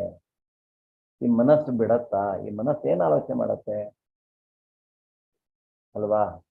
ಮನಸ್ಸು ನನಗೆ ಯಾವ್ದು ಸುಖ ಕೊಡತ್ತೆ? ಭಗವಂತ ಹಣ ಬೇಕು, ಭಗವಂತ ಹಿರಿದ ಒಳ್ಳೆ ಬಟ್ಟೆ ಬೇಕು, ಒಳ್ಳೆ ಹೀಗೆ ಆ ರೀತಿಯಾದಂತಹ ಆಲೋಚನೆಗಳೇ ಬಿಟ್ರೆ, ನನಗೆ ಬೇಕು ನಂದು ಅಂತ ಆಸೆ ಬಿಟ್ರೆ ಅದು ಲೋಭ. ಲೋಭಿಗಳಾಗ್ತೇವೆ ನಾವು. ಲೋಭಿಗಳ ಮಧ್ಯದಲ್ಲಿ ಮತ್ತೆ ಹುಟ್ಟುತ್ತಾರೆ ಅನ್ನೋದನ್ನು ಹೇಳ್ತಾನೆ. ಈಗ ಮುಂದೆ ನೋಡೋಣ ಅವನೇನ್ ಹೇಳ್ತಾ ಇದ್ದಾನೆ ಭಗವಂತ ಅಂತ. ಮುಂದೆ ಅರ್ಜುನ ವಾಚ ಅಯತಿ ಶ್ರದ್ಧಯೋಪೇತೋ ಯೋಗಾಚರಿತ ಮಾನಸಃ ಅಪ್ರಾಪ್ಯ ಯೋಗ ಸಂಸಿದ್ಧಿಂ ಕಾಮಗತಿಂ ಕೃಷ್ಣ ಗಚ್ಚತಿ. ಯೋಗದಲ್ಲಿ ಯಶಸ್ಸನ್ನು ಸಾಧಿಸುವಲ್ಲಿ ವಿಫಲವಾದ ವ್ಯಕ್ತಿಯ ಗಮ್ಯಸ್ಥಾನ ಯಾವುದು? ಅವನು ಎಲ್ಲಿ ಹೋಗ್ತಾನೆ? ಈಗ ಉದಾಹರಣೆಗೆ ಅಷ್ಟಾಂಗ ಯೋಗ ಪದ್ಧತಿಯನ್ನು ಒಬ್ಬ ಅನುಸರಿಸ್ಕೊಂಡು ಬರ್ತಾ ಇರ್ತಾನೆ. ಅವನು ಅಷ್ಟಾಂಗ ಯೋಗದಲ್ಲಿ ಪರಿಪೂರ್ಣತೆಯನ್ನು ಪಡೆಯುವುದಿಲ್ಲ, ಭಗವತ್ ಸಾಕ್ಷಾತ್ಕಾರ ಅವನಿಗೆ ಆಗೋದಿಲ್ಲ. ಅವನ ಕಥೆ ಏನು ಅನ್ನೋದನ್ನ ಇಲ್ಲಿ ಕೇಳ್ತಾನೆ. ನೋಡಿ, ಭಗವಂತ ಬಹಳ ಕರುಣಾಮಯಿ. ಭಕ್ತಿ ಹೇಗೆ ಅವನು ಭಕ್ತರನ್ನ ಮಾಡ್ತಾನೆ. ಆ ಅಷ್ಟಾಂಗ ಯೋಗ ಪದ್ಧತಿಯೂ ಸಹಿತ ಒಂದು ಮಾರ್ಗವೇ ಭಗವಂತನ ಕುರಿತಾಗ. ಅದು ಕೊನೆಯದಾಗಿ ಭಕ್ತಿಗೆ ಬರಬೇಕಾಗುತ್ತೆ. ಇಲ್ಲಿ ಅವನು ಹೇಳ್ತಾನೆ, ಪಾಪ ಪುಣ್ಯಕೃತಾಂ ಲೋಕಾನುಷಿತ್ವ ಶಾಶ್ವತಿ ಸಮಃ ಶುಚಿನಾಂ ಶ್ರೀಮತಾಂ ಗೇಹೇ ಯೋಗೋ ಭ್ರಷ್ಟೋ ವಿಜಾಯತೆ. ಯೋಗ ಭ್ರಷ್ಟನು ಅಂದ್ರೆ ಯಾರು ಪರಿಪೂರ್ಣತೆಯನ್ನು ಹೊಂದುವುದಿಲ್ವೋ ಯೋಗ ಪದ್ಧತಿಯಲ್ಲಿ, ಅವನು ಪುಣ್ಯ ಜೀವಿಗಳ ಲೋಕಗಳಲ್ಲಿ ಬಹುಕಾಲ ಸಂತೋಷವಾಗಿದ್ದು ಅನಂತರ ಧರ್ಮಾತ್ಮರ ಮನೆಯಲ್ಲಿ ಅಥವಾ ಶ್ರೀಮಂತರ ಕುಟುಂಬದಲ್ಲಿ ಹುಟ್ಟುವನು. ಅವನಿಗೆ ಅಂತಹ ಜೀವನವನ್ನು ಅವನು ಕಲ್ಪಿಸ್ತಾನೆ. ನಾವು ತಲೆಬಸಿ ಮಾಡ್ಕೊಳ್ಳೋದು ಬೇಡ. ಈಗ ನಮಗೆ ಯಾವ ರೀತಿಯಾಗಿ ಭಕ್ತಿಯನ್ನ ಮಾಡ್ಲಿಕ್ಕೆ ಆಗತ್ತೋ ಆ ರೀತಿಯಾಗಿ ನಾವು ಭಕ್ತಿಯನ್ನ ಮಾಡಬೇಕು. ನಾವು ತುಂಬಾ ಅಂದ್ರೆ ಇದನ್ನ ತಲೆ ಮಾಡ್ಕೊಂಡು ನನಗೆ ಭಕ್ತಿ ಮಾಡ್ಲಿಕ್ಕೆ ಆಗೋದಿಲ್ವೋ, ಏನ್ ಮಾಡೋದು, ಎಷ್ಟೊಂದು ಮಾಡ್ಲಿಕ್ಕೆ ಆಗಲ್ಲ, ಇಂತಹ ಒಂದು ಕಷ್ಟ ಆಗತ್ತೆ, ಹಾಗೆ ಹೇಗೆ ಪೂರ್ತಿ ಆ ಥರ ಅಲ್ಲ. ನಮಗೆ ಎಷ್ಟಾಗತ್ತೋ ಅಷ್ಟನ್ನ ನಾವು ಈಗ ಶುರು ಮಾಡ್ಕೋಬೇಕು. ಅವನು ಮುಂದೆ ದಾರಿ ತೋರಿಸ್ತಾ ಹೋಗ್ತಾನೆ. ಅವನೇ ಹೇಳ್ತಾನೆ, ಇಂತಹ ಅಷ್ಟಾಂಗ ಯೋಗ ಪದ್ಧತಿಯಲ್ಲಿ ಯಾರು ಅಂದ್ರೆ ಪರಿಪೂರ್ಣತೆಯನ್ನ ಪಡೆದಿಲ್ವೋ ಅಂಥವನು ಪುಣ್ಯ ಜೀವಿಗಳು ಜೀವಿಸುವಂತಹ ಲೋಕಗಳಿಗೆ ಹೋಗ್ತಾನೆ. ಅಂದ್ರೆ ಸ್ವರ್ಗಾದಿ ಉನ್ನತ ಲೋಕಗಳು. ಸೊ ಅಲ್ಲಿ ಹೋಗಿ ಬಹಳ ಸುಖದಿಂದ ಇರ್ತಾನೆ, ಬಹಳ ವರ್ಷ, ಬಹಳ ಕಾಲ. ಅಂದ್ರೆ ಸ್ವರ್ಗಕ್ಕೆ ಹೋಗ್ಲಿಕ್ಕೂ ಸಹಿತ ನಮಗೆ ಪುಣ್ಯ ಬೇಕು. ನಾವು ಪುಣ್ಯ ಅಂದ್ರೆ ಬ್ಯಾಂಕ್ ಬ್ಯಾಲೆನ್ಸ್ ಅಲ್ಲಿ ಬಹಳ ದುಡ್ಡು ಇರ್ಬೇಕಲ್ಲ. ನಮ್ಗೆ ಅಮೇರಿಕಕ್ಕೆ ಹೋಗ್ಬೇಕು ಅಥವಾ ಬೇರೆ ಕಂಟ್ರಿಗಳಿಗೆ ಹೋಗ್ಬೇಕಂದ್ರೆ ಅಲ್ಲಿ ಹೋಗಿ ಉಳ್ಕೊಂಡು ಎಂಜಾಯ್ ಮಾಡ್ಕೊಂಡು ಬರ್ಬೇಕಂದ್ರೆ ನಮಗೆ ಬಹಳ ದುಡ್ಡು ಬೇಕು ಬ್ಯಾಂಕಲ್ಲಿ. ಆ ರೀತಿಯಾಗಿ ದುಡ್ಡು ಇದ್ರೆ ಮಾತ್ರ ನಮಗದು ಆ ರೀತಿಯಾಗಿ ಎಂಜಾಯ್ ಮಾಡ್ಲಿಕ್ಕೆ ಸಾಧ್ಯ. ಅದೇ ರೀತಿಯಾಗಿ ಸ್ವರ್ಗಾದಿ ಲೋಕಗಳಿಗೆ ಹೋಗಿ ನಾವು ಎಂಜಾಯ್ ಮಾಡ್ಕೊಂಡು ಬರ್ಬೇಕಂದ್ರೆ ನಮ್ಮ ಖಾತೆಯಲ್ಲಿ ಪುಣ್ಯ ಇರಬೇಕು. ಪುಣ್ಯ ಇದ್ರೆ ಅದನ್ನ ನಾವು ಪುಣ್ಯ ಖಾಲಿ ಆಗೋ ತನಕ ನಾವು ಎಂಜಾಯ್ ಮಾಡ್ಬೋದು. ಅದಕ್ಕೂ ಅಷ್ಟೇ, ಇಂತಹ ಪುಣ್ಯಕ್ಕೆ ಇಂತಹ ಸುಖ ಅನ್ನುವಂಥದ್ದು ಇರ್ಬೋದು, ಅವನು ಶಾಸ್ತ್ರ ಹೇಳ್ಬೋದು. ಹಾಗೆ ಇಂತಹ ಪಾಪಕ್ಕೆ ಎಂತಹ ಶಿಕ್ಷೆ ಅನ್ನೋದು ಇದೆ. ಸೊ ಅದೇ ರೀತಿಯಾಗಿ ಸೊ ಅವನು ಪುಣ್ಯ ಖಾಲಿ ಆದ್ಮೇಲೆ ಮತ್ತೆ ವಾಪಸ್ ಬರ್ತಾನೆ. ಆಗ ಅವನೇನ್ ಮಾಡ್ತಾನೆ, ಭಗವಂತ ಅವನನ್ನ ಒಂದು ಧರ್ಮಾತ್ಮರ ಮನೆಯಲ್ಲಿಯೋ ಅಥವಾ ಶ್ರೀಮಂತರ ಮನೆಯಲ್ಲಿ ಮತ್ತೆ ಅವನು ಭಕ್ತಿಯನ್ನ ಮುಂದುವರಿಸಿಕೊಂಡು ಹೋಗ್ಬೇಕು ಅನ್ನುವಂಥದ್ದು. ಅಷ್ಟೇ ಅಲ್ಲ, ಮುಂದೆ ಹೇಳ್ತಾನೆ, ಅಥವಾ ಯೋಗಿನಾಮೇವ ಕುಲೇ ಭವತಿ ಧೀಮತಾಂ ಏತದ್ಧಿ ದುರ್ಲಭತರಂ ಲೋಕೆ ಜನ್ಮ ಇದಾದೃಶಂ. ಅಥವಾ ಅಂದ್ರೆ ದೀರ್ಘಕಾಲದ ಯೋಗಾಭ್ಯಾಸದ ನಂತರ ವಿಫಲನಾಗಿದ್ದಲ್ಲಿ ಅವನು ಧೀಮಂತರಾದ ಆಧ್ಯಾತ್ಮಿಕವಾದಿಗಳ ಕುಟುಂಬದಲ್ಲಿ ಜನಿಸುವನು. ನಿಶ್ಚಯವಾಗಿ ಈ ಜಗತ್ತಿನ ಇಂತಹ ಜನ್ಮವು ದುರ್ಲಭವಾಗುತ್ತದೆ. ಆಧ್ಯಾತ್ಮಿಕ ವಾದಿಗಳ ಕುಟುಂಬದಲ್ಲಿ ಅವನು ಹುಟ್ಟುತ್ತಾನೆ. ಇಂತಹ ಒಂದು ಜನ್ಮ ಬಹು ಕಷ್ಟ, ಎಲ್ರಿಗೂ ಸಿಗುವಂತಹದ್ದಲ್ಲ. ಅದು ನಿಶ್ಚಯವಾಗಿ ಜಗತ್ತಿನಲ್ಲಿ ಇಂತಹ ಜನ್ಮವು ದುರ್ಲಭವಾದದ್ದು ಅಂತ ಹೇಳ್ತಾನೆ. ಅದಕ್ಕೆ ಅವರು ಭಕ್ತಿಯನ್ನ ಮಾಡಿಕೊಂಡು ಹೋಗ್ಬೇಕು. ಸೊ ಅಪರಿಪೂರ್ಣತೆಯಲ್ಲಿ ತೊಂದರೆ ಇಲ್ಲ, ಸ್ವಲ್ಪವೇ ಸ್ವಲ್ಪ ಭಕ್ತಿಯು ಸಹಿತ ಇನ್ನೊಂದು ಜನ್ಮದಲ್ಲಿ ಅದು ಆ್ಯಡ್ ಆಗ್ತಾ ಹೋಗುತ್ತೆ. ಭಕ್ತಿ ಯಾವಾಗಲೂ ಕ್ಷಯಿಸುವುದಿಲ್ಲ. ನಾವು ಮಾಡಿದ ಭಕ್ತಿ ಅದು ಹಾಳಾಯ್ತಲ್ಲ ಅಂತ ಅನ್ನುವಂಥ ಅವಶ್ಯಕತೆಯೇ ಇಲ್ಲ. ಭಗವಂತ ಹೇಳ್ತಾನೆ, ಭಕ್ತಿ ಈಗ ನಾವು ಸಾಯೋ ತನಕ ಎಷ್ಟು ಭಕ್ತಿ ಮಾಡಿದೆವೋ ಅದಕ್ಕೂ ಹೆಚ್ಚಿನ ಭಕ್ತಿಯನ್ನು ಮಾಡುವಂಥ ಅವಕಾಶವನ್ನು ಖಂಡಿತವಾಗಿ ನಮಗೆ ಕೊಡ್ತಾನೆ ಇನ್ನೊಂದು ಜನ್ಮದಲ್ಲಿ. ಇನ್ನೊಂದ್ಸಲ ನಾವು ಶರೀರ ಚೇಂಜ್ ಮಾಡಿ ಹುಟ್ಟಿದಾಗ, ಅಂದ್ರೆ ಅಟ್ಲೀಸ್ಟ್ ಮಾನವ ಜನ್ಮ ಅನ್ನೋದು ಗ್ಯಾರಂಟಿ ಆಗಿರುತ್ತೆ ನಮಗೆ. ಪ್ರಾಣಿ ಜನ್ಮವೋ ಇನ್ಯಾವುದೋ ಜನ್ಮ ನಮಗೆ ಸಿಗೋದಿಲ್ಲ. ಅಲ್ಲಿ ಹೋದ್ರೆ ನಾವು ಭಕ್ತಿ ಮಾಡ್ಲಿಕ್ಕೆ ಆಗೋದಿಲ್ಲ. ಈಗ ಭಕ್ತಿಯನ್ನ ಸ್ವಲ್ಪ ಮಾಡಿ ಇನ್ನೂ ಹೆಚ್ಚಿನ ಭಕ್ತಿ ಮಾಡ್ಬೇಕಂದ್ರೆ ಮತ್ತೆ ವಾಪಸ್ ಮನುಷ್ಯ ಜನ್ಮಕ್ಕೆ ಬರಬೇಕಾಗುತ್ತೆ.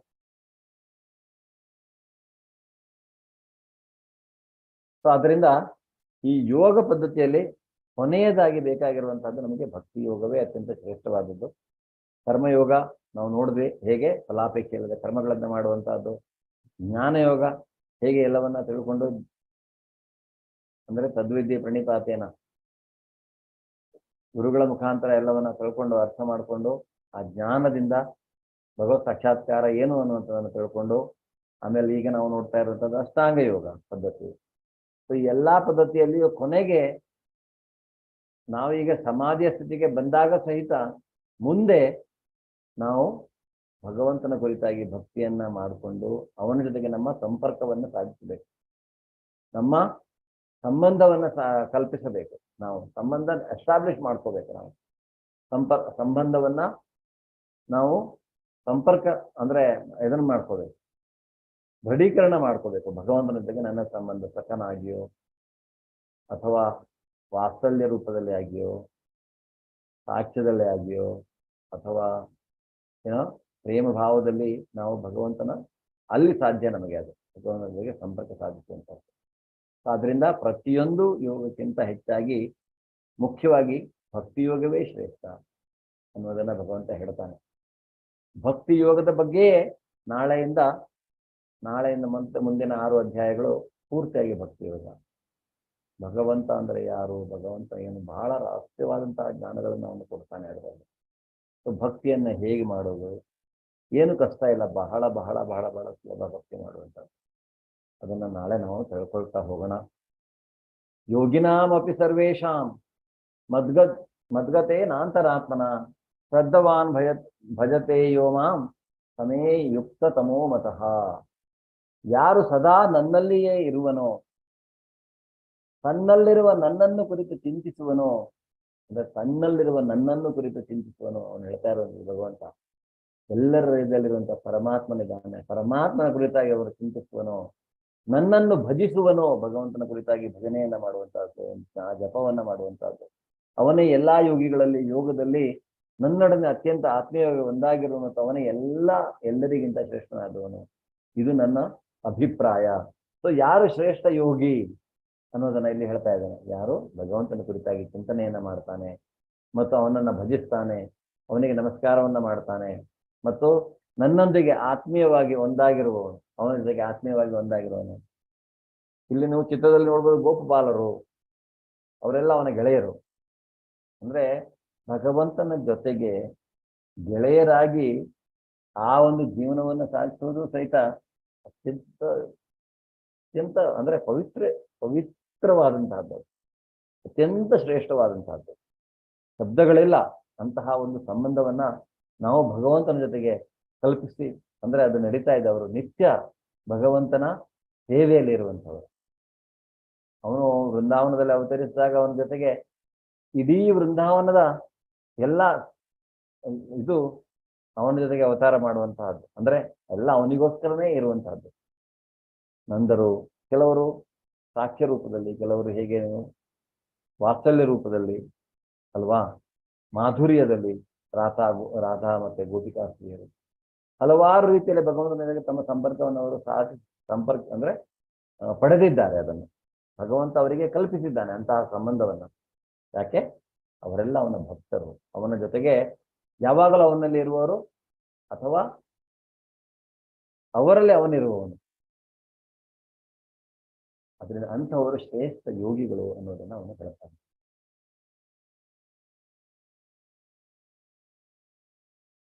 ಈಗ ಯೋಗ ಅನ್ನುವಂತಹದ್ದು ಒಂದು ಆಧ್ಯಾತ್ಮಿಕ ಅಭ್ಯಾಸ. ಅದು ಯೋಗ ಅಂದ್ರೆ ನಾವೀಗ ತಿಳ್ಕೊಳ್ಳುವಂತಹದ್ದು ಏನು. ಈಗ ಹೇಳ್ತೆ ಅಂದ್ರೆ ಹಲವಾರು ಪ್ರತಿಯೊಂದು ಯುಗದಲ್ಲಿಯೂ ಹೇಗೆ ನಾವು ಭಗವತ್ ಸಾಕ್ಷಾತ್ಕಾರವನ್ನ ಪಡೆಯುವಂತಹದ್ದು ಅನ್ನುವಂಥದ್ದನ್ನು ನೋಡಿದ್ರೆ ಯಾವ ರೀತಿಯಾದಂತಹ ಯೋಗವನ್ನ ಮಾಡ್ತಾ ಇದ್ರು ಅವರು ಅನ್ನೋದಕ್ಕೆ, ತೃತೀಯಾಧ್ಯಾಯತೋ ವಿಷ್ಣುಂ ತ್ರೇತಾಯಾಂ ಯಜತೋ ಮುಖೈಃ ದ್ವಾಪರೇ ಪರಿಚರ್ಯಾಯಾಂ ಕಲೌ ತದ್ಹರಿ ಕೀರ್ತನಂ. ಶ್ರೀಮದ್ ಭಾಗವತಮಲ್ಲಿ ಹೇಳಲಾಗಿದೆ ಇದನ್ನು. ಏನು? ಕೃತಯುಗದಲ್ಲಿ ಸತ್ಯಯುಗ ಅಥವಾ ಕೃತಯುಗ ಅಂದ್ರೆ ಅಲ್ಲಿ ಭಗವಾನ್ ವಿಷ್ಣುವಿನ ಮೇಲೆ ಧ್ಯಾನ ಮಾಡುವಂತಹದ್ದು, ವಿಷ್ಣುವಿನ ಕುರಿತಾಗಿ ಧ್ಯಾನವನ್ನ ಮಾಡುವುದು. ಆಗ 1,00,000 ವರ್ಷ ಜನರು ಬದುಕ್ತಾ ಇದ್ರು. ಅದರಿಂದ ಹಲವಾರು ವರ್ಷಗಳ ತನಕ ಧ್ಯಾನವನ್ನ ಮಾಡುವುದರಿಂದ ಅವರು ಭಗವಂತನ ಸಾಕ್ಷಾತ್ಕಾರವನ್ನ ಪಡಿತಾ ಇದ್ರು. ಅದು ಒಂದು ಯಜ್ಞವಾಗಿತ್ತು. ಆಗ ತ್ರೇತಾಯುಗದಲ್ಲಿ ಈ ರೀತಿಯಾಗಿ ಯಜ್ಞಯಾಗದಲ್ಲಿ ಹವನಗಳನ್ನ ಮಾಡುವಂತಹದ್ದು, ಭಯಂಕರವಾದಂತಹ ಯಜ್ಞಗಳನ್ನ ಮಾಡಿ ಅವನಿಗೆ ಹವಿಸ್ಸನ್ನು ಅರ್ಪಿಸಿ ಅವನ ಸಾಕ್ಷಾತ್ಕಾರವನ್ನು ಪಡೆಯುವಂತಹದ್ದು.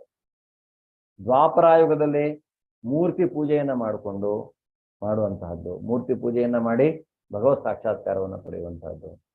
ಆದರೆ ಕಲಿಯುಗದಲ್ಲಿ ಹಾಗಲ್ಲ. ನಮಗೆ ಆಯುಷ್ಯ ಅಂದ್ರೆ ಒಂದೊಂದೇ ಜೀರೋ ತಕೊಳ್ತಾ ಬರಬೇಕು. ಕೃತಯುಗ ಅಥವಾ ಇದರಲ್ಲಿ ಸತ್ಯಯುಗದಲ್ಲಿ 1,00,000 ಆದ್ರೆ ತ್ರೇತಾಯುಗದಲ್ಲಿ ಅದು 10,000 ಆಗತ್ತೆ. ಆಮೇಲೆ ದ್ವಾಪರಾಯುಗದಲ್ಲಿ ಅದು 1,000 ಆಗತ್ತೆ. ಆಮೇಲೆ ಇದು ಕಲಿಯುಗದಲ್ಲಿ ಅದು 100 ವರ್ಷ ಸರಾಸರಿ ಅಥವಾ ಅದಕ್ಕೂ ಕಡಿಮೆ, ಹೇಳಲಿಕ್ಕೆ ಬರುವುದಿಲ್ಲ ಅಲ್ವಾ ಈಗ ನಮ್ಮ ವಯಸ್ಸು ಎಷ್ಟು ಅನ್ನುವಂಥದ್ದು. ಸೊ ಆದ್ರಿಂದ ಕಲಿಯುಗದಲ್ಲಿ ನಮಗೆ ಅಂಥದ್ದೆಲ್ಲ ಮಾಡ್ತಾ ಕೂತ್ಕೊಳ್ಳಿಕ್ಕೆ ನಮ್ಮ ಸಮಯ ಸಾಕಾಗೋದಿಲ್ಲ. ಈ ಜನ್ಮದಲ್ಲಿ ಅಂತೂ ಗ್ಯಾರಂಟಿ ಇಲ್ಲ, ಇನ್ನು ಎಷ್ಟು ಜನ್ಮ ಬೇಕು ನಮಗೆ ಆ ರೀತಿಯಾಗಿ ಮಾಡ್ಲಿಕ್ಕೆ. ಜನ್ಮಾಂತರಗಳಲ್ಲಿಯೂ ನಾವು ಸಹಿತ ಅಂತ ಅದರಿಂದ ಅದು ಒಂದೇ ಜನ್ಮದಲ್ಲಿ ಆಗಬೇಕಾದಂತಹದ್ದು ಭಗವತ್ ಸಾಕ್ಷಾತ್ಕಾರ ಅಂಥದ್ದನ್ನ ಮಾಡಿ ಅದು ಆಗೋದಿಲ್ಲ. ಆದ್ರಿಂದ ಏನ್ ಮಾಡುವಂತಹದ್ದು ಈ ಕಲಿಯುಗದಲ್ಲಿ ನಮಗೆ ಅತ್ಯಂತ ಸುಲಭವಾಗಿ ನಾವು ಭಗವಂತನನ್ನ ಇಲ್ಲಿ ಭಗವಂತನ ನಾಮಕ್ಕೆ ಶರಣಾಗತರಾಗುವಂತಹದ್ದು, ಹರಿನಾಮ ಸ್ಮರಣೆಯನ್ನ ಮಾಡುವಂತಹದ್ದು. ಈಸಬೇಕು ಇದ್ದು ಜಯಿಸಬೇಕು ದಾಸವರೇಣ್ಯರು ಹೇಳ್ತಾರೆ. ದಾಸವರೇಣ್ಯರೆಲ್ಲ ಭಗವಂತನನ್ನ ಕಂಡಿರುವಂಥವರು ಅಲ್ವಾ. ಕನಕದಾಸರು ಉಡುಪಿಯಲ್ಲಿ ನೀವು ನೋಡಿರ್ಬೋದು ಹೇಗೆ ಅವರು ಭಗವಂತನೇ ಅವರಿಗೆ ತಿರುಗಿ ದರ್ಶನವನ್ನ ಕೊಡ್ತಾನೆ. ಅಂತಹ ಅಂದ್ರೆ ಅವರು ಅಷ್ಟು ಭಗವಂತನ ಜೊತೆಗೆ ಕನೆಕ್ಟ್ ಆದಂಥವ್ರು. ಭಗವಂತನ ಪವಿತ್ರ ನಾಮಗಳನ್ನ ನಾವು ಜಪಿಸಬೇಕು, ಹರಿನಾಮ ಸ್ಮರಣೆಯನ್ನ ಮಾಡಬೇಕು, ಅವನ ಸಂಕೀರ್ತನೆಯನ್ನ ಮಾಡಬೇಕು, ಅವನ ಕುರಿತಾಗಿ ಕೀರ್ತನೆಯನ್ನ ಮಾಡಬೇಕು. ನಾವು ಭಗವಂತನ ಕೀರ್ತನೆಯನ್ನು ಈ ರೀತಿಯಾಗಿ ಮಾಡ್ತಾ ಮಾಡ್ತಾ ನಾವು ಭಗವತ್ ಸಾಕ್ಷಾತ್ಕಾರವನ್ನ ಪಡೆಯಬಹುದು.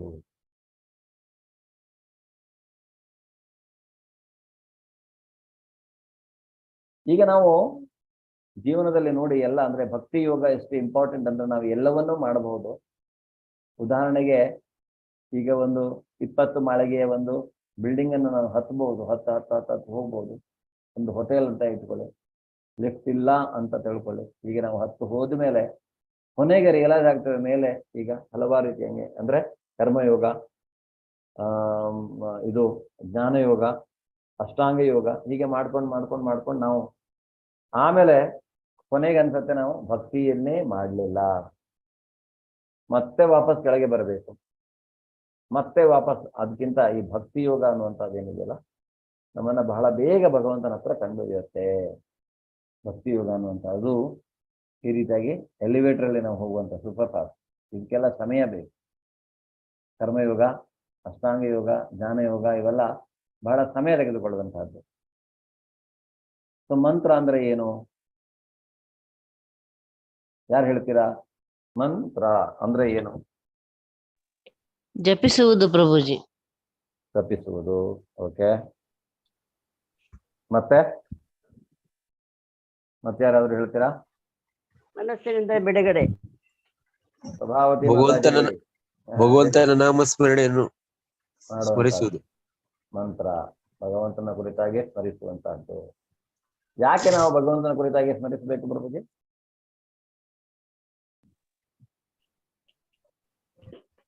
ಯಾಕೆ ನಾವು ಭಗವಂತನ ಕುರಿತಾಗಿ ಸ್ಮರಿಸಬೇಕು? ಭಗವಂತನನ್ನ ಸ್ಮರಿಸಬೇಕು. ಮನಸ್ಸು, ಹರೇ ಕೃಷ್ಣ ಪ್ರಭುಜಿ, ಮನಸ್ಸನ್ನು ಸ್ಥಿರತೆಯಲ್ಲಿ ಇಟ್ಕೊಳ್ಳೋಗೋಸ್ಕರ. ಮನಸ್ಸನ್ನ ಸ್ಥಿರತೆಯಲ್ಲಿ ಇಟ್ಕೊಳ್ಳೋದ್ರಿಂದ ಏನಾಗತ್ತೆ? ಕೃಷ್ಣ ಭಕ್ತಿ ಬರುತ್ತೆ. ಬಂದ್ಮೇಲೆ ಏನಾಗತ್ತೆ?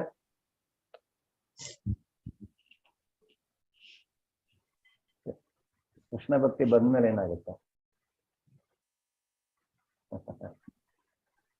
ಅವನ ಧಾಮಕ್ಕೆ ಹೋಗಬಹುದು. ಪ್ರಭಾವತಿ ಮಾತಾಜಿ, ನಿಮ್ಮ ವಯಸ್ಸೆಷ್ಟು? 85. 85. ನೋಡಿ, ಧನ್ಯವಾದಗಳು ಮಾತಾಜಿ. ಅತ್ಯಂತ ಭಕ್ತಿಯಿಂದ. ಎಷ್ಟು ಕ್ಲಾಸ್ಗಳಾಯ್ತು, ಎಷ್ಟು ಸೆಷನ್ ಆಯ್ತು ನಿಮಗೆ ಮಾತಾಜಿ ಭಗವದ್ಗೀತೆದು?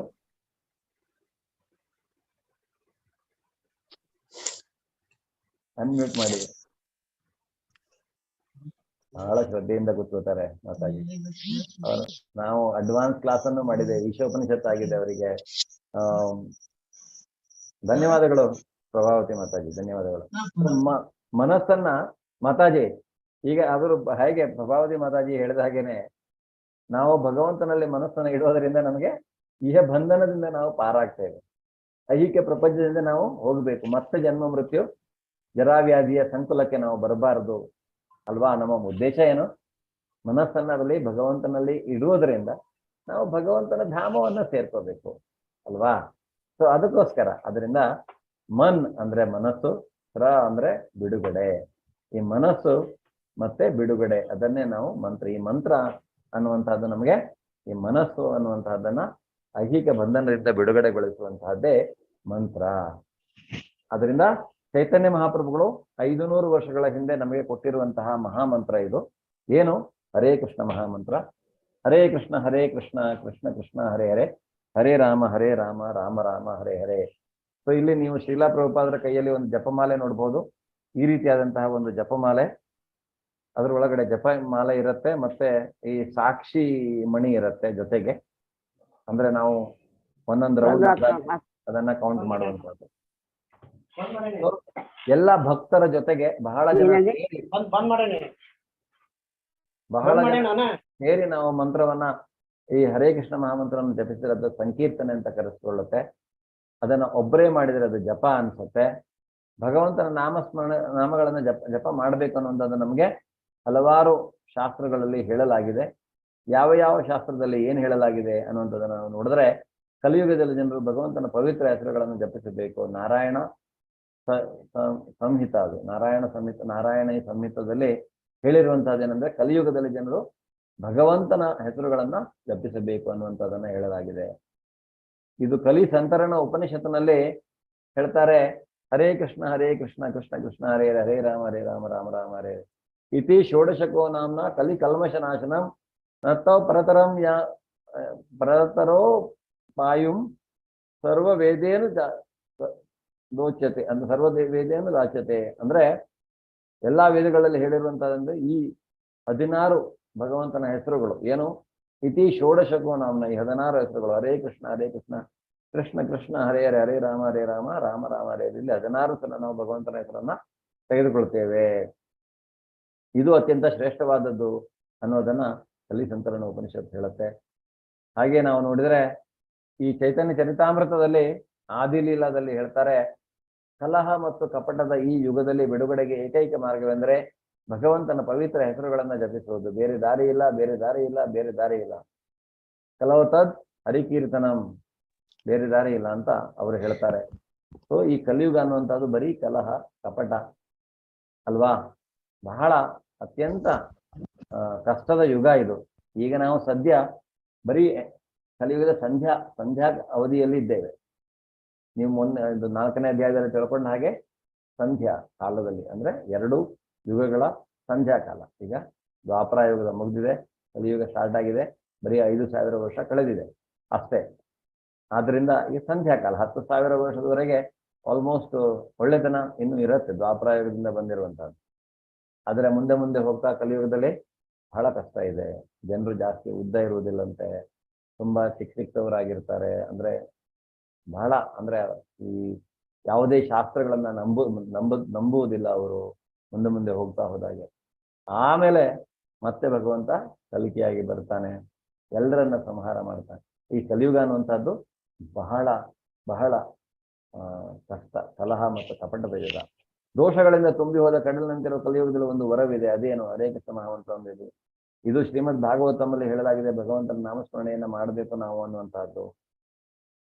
ಈ ದೋಷಗಳಿಂದ ತುಂಬಿ ಹೋದ ಕಡಲಿನಂತಿರುವ ಕಲಿಯುಗದಲ್ಲಿ ಬರೀ ದೋಷಗಳು ಇಲ್ಲಿ ಇರುವಂತಹದ್ದು. ಅದನ್ನ ನಾವು ಮುಕ್ತಿಯನ್ನು ಪಡೆಯಬಹುದು. ಅಂದ್ರೆ ಎಲ್ಲಾ ಅತ್ಯಂತ ಶ್ರೇಷ್ಠ ಅಂದ್ರೆ ಯಜ್ಞಾನ ಜಪಯಜ್ಞೋಸ್ಮಿ ಅಂತ ಹೇಳ್ತಾರೆ. ಯಜ್ಞಗಳಲ್ಲಿಯೇ ಅತ್ಯಂತ ಶ್ರೇಷ್ಠವಾದಂತಹದ್ದು ಜಪಯಜ್ಞ, ಭಗವಂತನಿಗೆ ಅರ್ಪಿಸುವಂತಹದ್ದು. ಯಜ್ಞದ ಮುಖಾಂತರ ಭಗವಂತನ ನಾಮಸ್ಮರಣೆಯನ್ನ ಮಾಡಿ ಭಗವಂತನ ಸುಪ್ರೀತಿಯಾಗಿ ನಾವು ಅದನ್ನ ಮಾಡುವಂತಹದ್ದು. ಭಗವದ್ಗೀತೆಯಲ್ಲಿ ಹೇಳಲಾಗಿದೆ, 10 ಪಾಯಿಂಟ್ ಬರುತ್ತೆ ಅಂತ ಬಂದೆ. ಹರೇ ಕೃಷ್ಣ ಮಹಾಮಂತ್ರವನ್ನ ಜಪಿಸಲು ಪ್ರಾರಂಭಿಸುವ ಮೊದಲು ನಾವು ಹೇಗೆ ಇದನ್ನ ಜಪ ಮಾಡಬೇಕು ಅನ್ನುವಂಥದ್ದು. ಮೊದಲು ಈ ಪಂಚತತ್ವ ಮಂತ್ರ ಇದೆ. ಜಯ ಶ್ರೀ ಕೃಷ್ಣ ಚೈತನ್ಯ ಪ್ರಭು ನಿತ್ಯಾನಂದ ಶ್ರೀ ಅದ್ವೈತ ಗದಾಧರ ಶ್ರೀವಾಸಾದಿ ಗೌರ ಭಕ್ತವರಿಂದ, ಇದನ್ನ ಹೇಳ್ಕೊಂಡ ಮೇಲೆನೆ ನಾವು ಹರೇ ಕೃಷ್ಣ ಮಹಾಮಂತ್ರವನ್ನ ಜಪಿಸಬೇಕು. ಇದನ್ನ ಅರ್ಧ ಮಂತ್ರ ಹೇಳಬಾರದು, ಪೂರ್ತಿಯಾಗಿ ಹೇಳಬೇಕು. ನಾವು ಹೇಳಿದ್ದು ನಮಗೆ ಕೇಳುವಷ್ಟು ಜೋರಾಗಿ ಹೇಳಬೇಕು, ತುಂಬಾ ದೊಡ್ಡದಾಗಿಯೂ ಅಲ್ಲ, ಏನು ಕೇಳದೇ ಇರೋ ಥರನೂ ಹೇಳ್ಬಾರ್ದು. ಯಾಕೆಂದ್ರೆ ಶ್ರವಣ ಕೀರ್ತನ ಎರಡೆರಡು ಬೆನಿಫಿಟ್ ಸಿಗತ್ತೆ ನಮಗೆ, ನಾವು ಹೇಳಿದ ಜಪದವನ್ನು ನಾವು ಕೇಳಿಸ್ಕೊಂಡಾಗ. ಮತ್ತೆ ಪ್ರತಿಯೊಂದು ಹೆಸರನ್ನು ಸ್ಪಷ್ಟವಾಗಿ ಉಚ್ಚರಿಸಬೇಕು. ಮತ್ತೆ ಒಂದು ಭಕ್ತಿ, ಖಂಡಿತವಾಗಿಯೂ ಭಕ್ತಿ ಬೇಕು. ಟಿವಿ ನೋಡ್ಕೊಳ್ತಾ, ಮೊಬೈಲ್ ನೋಡ್ಕೊಳ್ತಾ, ಅಥವಾ ಬೇರೆ ಏನೋ ಮಾಡ್ಕೊಳ್ತಾ ಇಲ್ಲಿ ನಾವು ಭಕ್ತಿ ಹರೇ ಕೃಷ್ಣ ಮಹಾಮಂತ್ರವನ್ನು ಚಾಂಟಿಂಗ್ ಮಾಡೋದ್ರಿಂದ ಯಾವುದೇ ಲಾಭ ಆಗುವುದಿಲ್ಲ. ಆ ರೀತಿಯಾಗಿ ಮಾಡಬಾರದು. ಯಾಕೆಂದ್ರೆ ಅದು ಒಂದು ಅಪರಾಧವಾಗಿ ಪರಿಣಮಿಸುತ್ತೆ, ಭಗವಂತನ ಕುರಿತಾಗಿ ಒಂದು ಅಪರಾಧವಾಗಿ ಪರಿಣಮಿಸುತ್ತೆ. ನೀವು ಯಾವುದೇ ಸ್ಥಳದಲ್ಲಿ ಇದನ್ನ ಕೂತ್ಕೊಂಡು ಜಪಿಸಬಹುದು, ಅಲ್ಲೇ ಇಲ್ಲೇ ಅಂತಿಲ್ಲ, ಎಲ್ಲಿ ಬೇಕಾದ್ರೂ ಕೂತ್ಕೊಂಡು ಜಪ ಮಾಡಿ. ನಡೆದಾಡ್ತಾ, ವಾಕಿಂಗ್ ಮಾಡ್ತಾ ನೀವು ಇದನ್ನ ಜಪ ಮಾಡಬಹುದು. ಯಾವುದೇ ಪೂರ್ವ ದಿಕ್ಕು, ಪಶ್ಚಿಮ ದಿಕ್ಕು, ಉತ್ತರ ದಿಕ್ಕು, ದಕ್ಷಿಣ ದಿಕ್ಕು, ಯಾವುದೇ ದಿಕ್ಕಿನ ಬಗ್ಗೆ ತೊಂದರೆ ಇಲ್ಲ. ಎಲ್ಲಾ ದಿಕ್ಕು ಭಗವಂತನ ದಿಕ್ಕೆ. ಭಕ್ತಿಯಿಂದ ನಾವು ಮಾಡ್ಬೇಕು ಇದನ್ನ. ಯಾವುದೇ ಸಮಯದಲ್ಲಿ ನಾವು ಇದನ್ನ ಜಪಿಸಬಹುದು. ಬೆಳಗ್ಗೆ, ಮಧ್ಯಾಹ್ನ, ಸಾಯಂಕಾಲ, ಯಾವಾಗಲೂ ಜಪಿಸಿ. ಬ್ರಾಹ್ಮಿ ಮುಹೂರ್ತದಲ್ಲಿ ಬೆಳಗ್ಗೆ ಅತ್ಯಂತ ಪ್ರಶಸ್ತವಾದದ್ದು ಆಗನ ಮಾಡು. ಸ್ನಾನ ಮಾಡ್ಕೊಂಡೇ ಜಪ ಮಾಡ್ಬೇಕನ್ನುವಂಥದ್ದಿಲ್ಲ, ನೀವು ಸ್ನಾನ ಮಾಡದೆ ಸಹಿತ ಜಪ ಮಾಡಬಹುದು. ಎಣಿಕೆ ಇಟ್ಟುಕೊಂಡು ಜಪಿಸಲು ಸೂಚಿಸಲಾಗತ್ತೆ. ಯಾಕೆಂದ್ರೆ ಜಪವನ್ನ ನಾವು ಮಾಡುವಾಗ ಎಣಿಕೆ ಬೇಕೇ ಬೇಕು.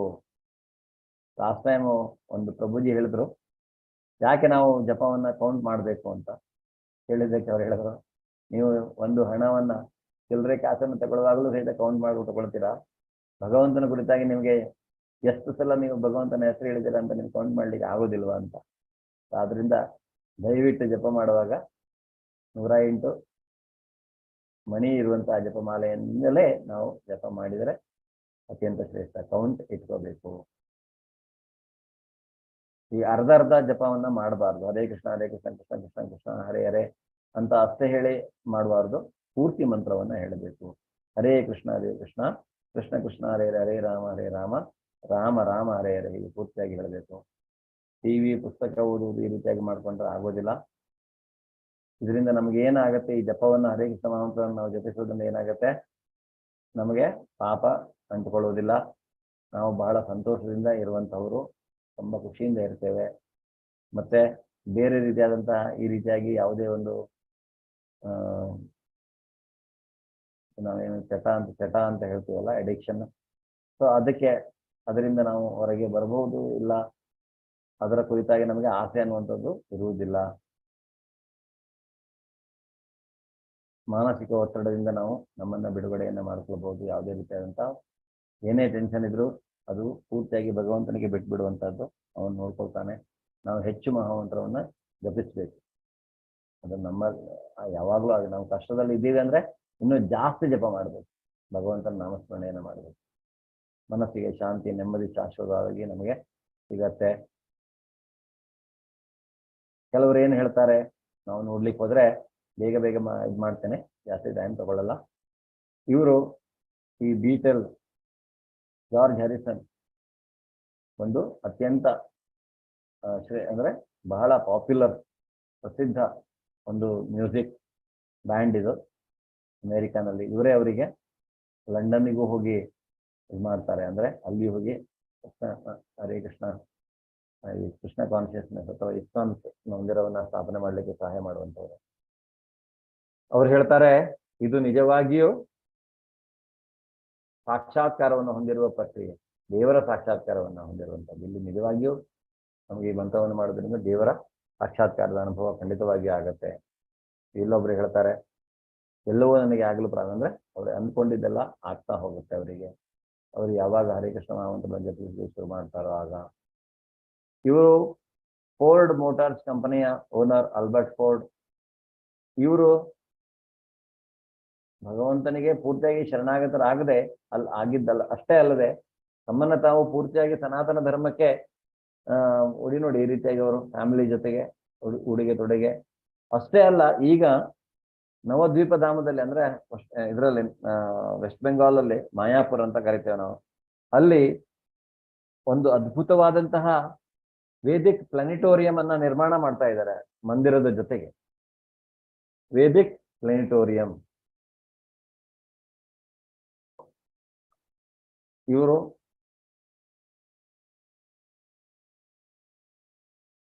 ND ದೇಸಾಯಿ ಅಂತ ಇವರು ಹೇಳ್ತಾರೆ, ಹೇಗೆ ಜಪ ಮಾಡೋದ್ರಿಂದ ಏನು ಬೆನಿಫಿಟ್ ಇದೆ ಅವರಿಗೆ ಅನ್ನುವಂಥದ್ದು ನಾನು ಎಂದಿಗೂ ಹೆಚ್ಚು ಆಹ್ಲಾದವನ್ನು ಕಂಡುಕೊಂಡಿರಲಿಲ್ಲ. ಇವರು ಮಫತ್ಲಾಲ್, ಶ್ರೀಕೇಶ್ ಮಫತ್ಲಾಲ್ ಫ್ಯಾಬ್ರಿಕೇಟ್, ನೀವು ಗೊತ್ತಿದೆ. ಇವರು ಹೇಳ್ತಾರೆ, ಜೀವನದ ಎಲ್ಲ ಏರಿಳಿತಗಳನ್ನು ಬಹಳ ಆತ್ಮವಿಶ್ವಾಸ, ಮನಸ್ಸಿನ ಶಾಂತಿಯಿಂದ ಎದುರಿಸಲು ಸಹಾಯ ಮಾಡಿತು ಈ ರೀತಿಯಾಗಿ ಈ ಹರೇ ಕೃಷ್ಣ ಮಹಾಮಂತ್ರವನ್ನು ಜಪಿಸುವುದರಿಂದ ಅವರಿಗೆ. ಇಲ್ಲಿ ನೋಡ್ಬೋದು ನೀವು, ವೋಗ್ ಮ್ಯಾಗಝಿನ್ ಫ್ರಂಟ್ ಪೇಜಲ್ಲಿ ಬರುವಂತಹ ಒಂದು ಮಾಡೆಲ್, ಯಾವಾಗ ಅವಳು ಶರಣಾಗತಳಾದ್ಲು ಈ ರೀತಿಯಾಗಿ ಪೂರ್ತಿಯಾಗಿ ತಾನು ಬದಲಾಯಿಸಿಕೊಂಡಿರುವಂಥದ್ದು. ಈ ರೀತಿಯಾಗಿ ವಿಕಿ ಓವರ್ಟನ್ ಹರೇ ಕೃಷ್ಣ ಭಕ್ತರೊಂದಿಗೆ ಬೆರೆಯಲು ಪ್ರಾರಂಭಿಸಿದ ನಂತರ ಮತ್ತು ಮಹಾಮಂತ್ರವನ್ನು ಜಪಿಸಿದ ನಂತರ ಜೀವನದ ಬಗ್ಗೆ ನನ್ನ ದೃಷ್ಟಿಕೋನವು ಹೆಚ್ಚು ಪ್ರಕಾಶಮಾನವಾಯಿತು. Army officer, American army officer ಒಬ್ಬರು ಹೇಳ್ತಾ ಇರುವಂಥದ್ದು, ಜಪ ಮಾಡೋದ್ರಿಂದ ನಾನು ದೇವರಿಗೆ ಹತ್ತಿರವಾಗುವ ಅನುಭವ ಆಗುತ್ತೆ. ಮಹಾಮಂತ್ರದ ಒತ್ತಡ, ಖಿನ್ನತೆ ಮತ್ತು ಅಜ್ಞಾನದ ಕ್ರಮವನ್ನು ಗಮನಾರ್ಹವಾಗಿ ಕಡಿಮೆ ಮಾಡುತ್ತೆ ಮತ್ತು ಒಳ್ಳೆಯತನದ ಕ್ರಮವನ್ನು ಗಣನೀಯವಾಗಿ ಹೆಚ್ಚಿಸುತ್ತೆ. ಈ ರೀತಿಯಾಗಿ ಅದು ಇವರು ಹಾಗೇನೆ ಯಾವಾಗಲೂ ಏನಾದರೂ ಆಗಿಲ್ಲ ಅಂದ್ರೆ ಜಪ ಮಾಡ್ಕೊಳ್ತಾರೆ, ಅದು ಅವ್ರ ಬ್ಯಾಟ್ರಿ ರೀಚಾರ್ಜ್ ಮಾಡತ್ತೆ ಅಂತಾರೆ. ಹರೇ ಕೃಷ್ಣ. ಇವರು ನರ್ವಸ್ ಆದಾಗ ಮಹಾಮಂತ್ರವನ್ನು ಜಪಿಸ್ತಾರೆ, ಆಗ ಅವರಿಗೆ ಮತ್ತೆ ಸ್ಟೆಬಿಲಿಟಿ ಬರುತ್ತೆ. ರಮೇಶ್ ಲಾಲ್. ಹೀಗೆ ನಾವೆಲ್ಲ ಹರೇ ಕೃಷ್ಣ ಮಹಾಮಂತ್ರವನ್ನು ಜಪಿಸೋಣ, ಮತ್ತೆ ಬಹಳ ಖುಷಿಯಿಂದ ಇರೋಣ ಅನ್ನುವಂಥದ್ದನ್ನ ನಾವು ನೋಡ್ಬೋದು. ಹರೇ ಕೃಷ್ಣ. ನಿಮ್ಗೆ ಏನಾದರೂ ಪ್ರಶ್ನೆಗಳಿದ್ರೆ ಕೇಳ್ಬೋದು.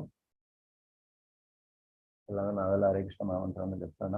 ಅಯ್ಯೋ ಜಾಸ್ತಿ ಟೈಮ್ ಆಗುತ್ತೆ ಇವತ್ತು, ಸಾರಿ, ಕ್ಷಮೆ ಇರಲಿ. ಆದರೂ ನಾವು ಜಪ ಅಂತೂ ಮಾಡಿ ಕ್ಲಾಸ್ ಎಂಡ್ ಮಾಡೋದು. ಓಕೆ, ಒಂದು 5 ನಿಮಿಷ ಜಾಸ್ತಿ ತಗೊಳುತ್ತೆ. ಜೈ ಶ್ರೀಕೃಷ್ಣ ಚೈತನ್ಯ ಪ್ರಭು ನಿತ್ಯಾನಂದ, ಶ್ರೀ ಅದ್ವೈತ ಗದಾಧರ ಶ್ರೀವಾಸಾದಿ ಗೌರ ಭಕ್ತವೃಂದ. ಹರೇ ಕೃಷ್ಣ ಕೃಷ್ಣ ಕೃಷ್ಣ ಹರೇ ಹರೇ ರಾಮ ರಾಮ ರಾಮ ಹರೇ ಹರೇ. ಹರೇ ಕೃಷ್ಣ ಕೃಷ್ಣ ಕೃಷ್ಣ ಹರೇ ಹರೇ ರಾಮ ರಾಮ ರಾಮ ಹರೇ ಹರೇ. ಹರೇ ಕೃಷ್ಣ ಕೃಷ್ಣ ಕೃಷ್ಣ ಹರೇ ಹರೇ ರಾಮ ರಾಮ ಹರೇ ಹರೇ. ಹರೇ ಕೃಷ್ಣ ಹರೇ ಹರೇ ರಾಮ ರಾಮ ಹರೇ ಹರೇ. ಹರೇ ಕೃಷ್ಣ ಕೃಷ್ಣ ಕೃಷ್ಣ ಹರೇ ಹರೇ ರಾಮ ರಾಮ ರಾಮ ಹರೇ ಹರೇ. ಹರೇ ಕೃಷ್ಣ ಕೃಷ್ಣ ಕೃಷ್ಣ ಹರೇ ಹರೇ. हरे राम राम राम हरे हरे कृष्ण हरे कृष्ण हरे हरे राम राम हरे हरे कृष्ण हरे कृष्ण हरे राम राम हरे हरे कृष्ण हरे कृष्ण हरे हरे राम राम हरे हरे कृष्ण हरे हरे हरे राम हरे हरे कृष्ण हरे कृष्ण हरे हरे राम हरे कृष्ण हरे हरे राम राम हरे हरे कृष्ण हरे कृष्ण हरे हरे राम हरे हरे कृष्ण हरे हरे राम हरे हरे हरे राम हरे राम हरे हरे कृष्ण हरे कृष्ण हरे हरे हरे राम हरे राम हरे हरे कृष्ण हरे कृष्ण हरे हरे राम हरे कृष्ण हरे राम हरे राम हरे हरे कृष्ण हरे कृष्ण हरे हरे राम हरे राम हरे कृष्ण हरे कृष्ण हरे हरे राम हरे कृष्ण हरे हरे हरे राम हरे राम हरे हरे कृष्ण हरे कृष्ण हरे हरे राम हरे राम हरे कृष्ण हरे हरे कृष्ण हरे कृष्ण हरे हरे राम हरे राम हरे कृष्ण हरे कृष्ण हरे हरे राम हरे राम हरे हरे कृष्ण हरे कृष्ण हरे राम हरे राम हरे कृष्ण हरे कृष्ण हरे हरे राम हरे राम हरे राम हरे राम हरे हरे कृष्ण हरे कृष्ण हरे हरे राम हरे हरे कृष्ण हरे कृष्ण हरे हरे राम हरे राम हरे हरे कृष्ण हरे कृष्ण हरे हरे राम हरे राम हरे हरे कृष्ण हरे कृष्ण हरे हरे राम हरे राम हरे हरे कृष्ण हरे कृष्ण हरे हरे हरे राम हरे राम हरे हरे कृष्ण हरे कृष्ण हरे हरे राम हरे राम हरे हरे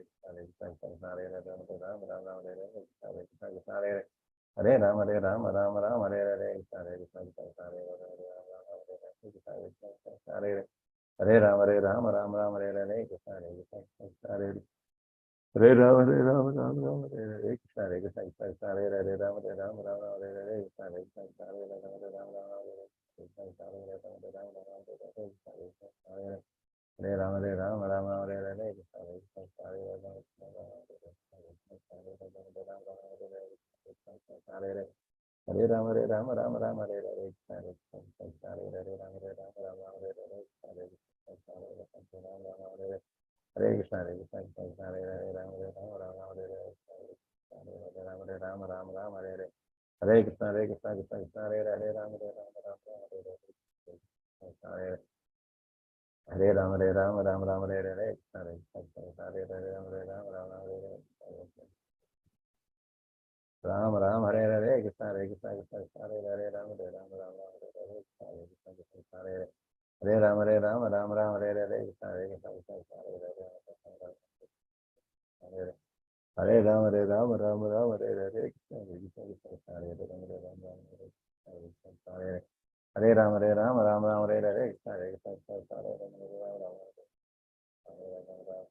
हरे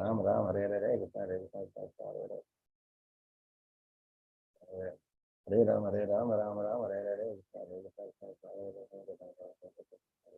हरे कृष्ण हरे राम हरे राम हरे हरे कृष्ण हरे कृष्ण हरे राम हरे राम हरे हरे कृष्ण हरे कृष्ण हरे राम हरे हरे कृष्ण कृष्ण कृष्ण हरे हरे राम हरे राम हरे हरे कृष्ण हरे कृष्ण हरे हरे राम हरे हरे कृष्ण हरे हरे राम हरे राम हरे हरे कृष्ण हरे कृष्ण हरे हरे राम हरे राम हरे हरे कृष्ण हरे राम हरे राम हरे हरे हरे कृष्ण हरे हरे हरे राम हरे राम हरे हरे कृष्ण हरे हरे राम हरे राम हरे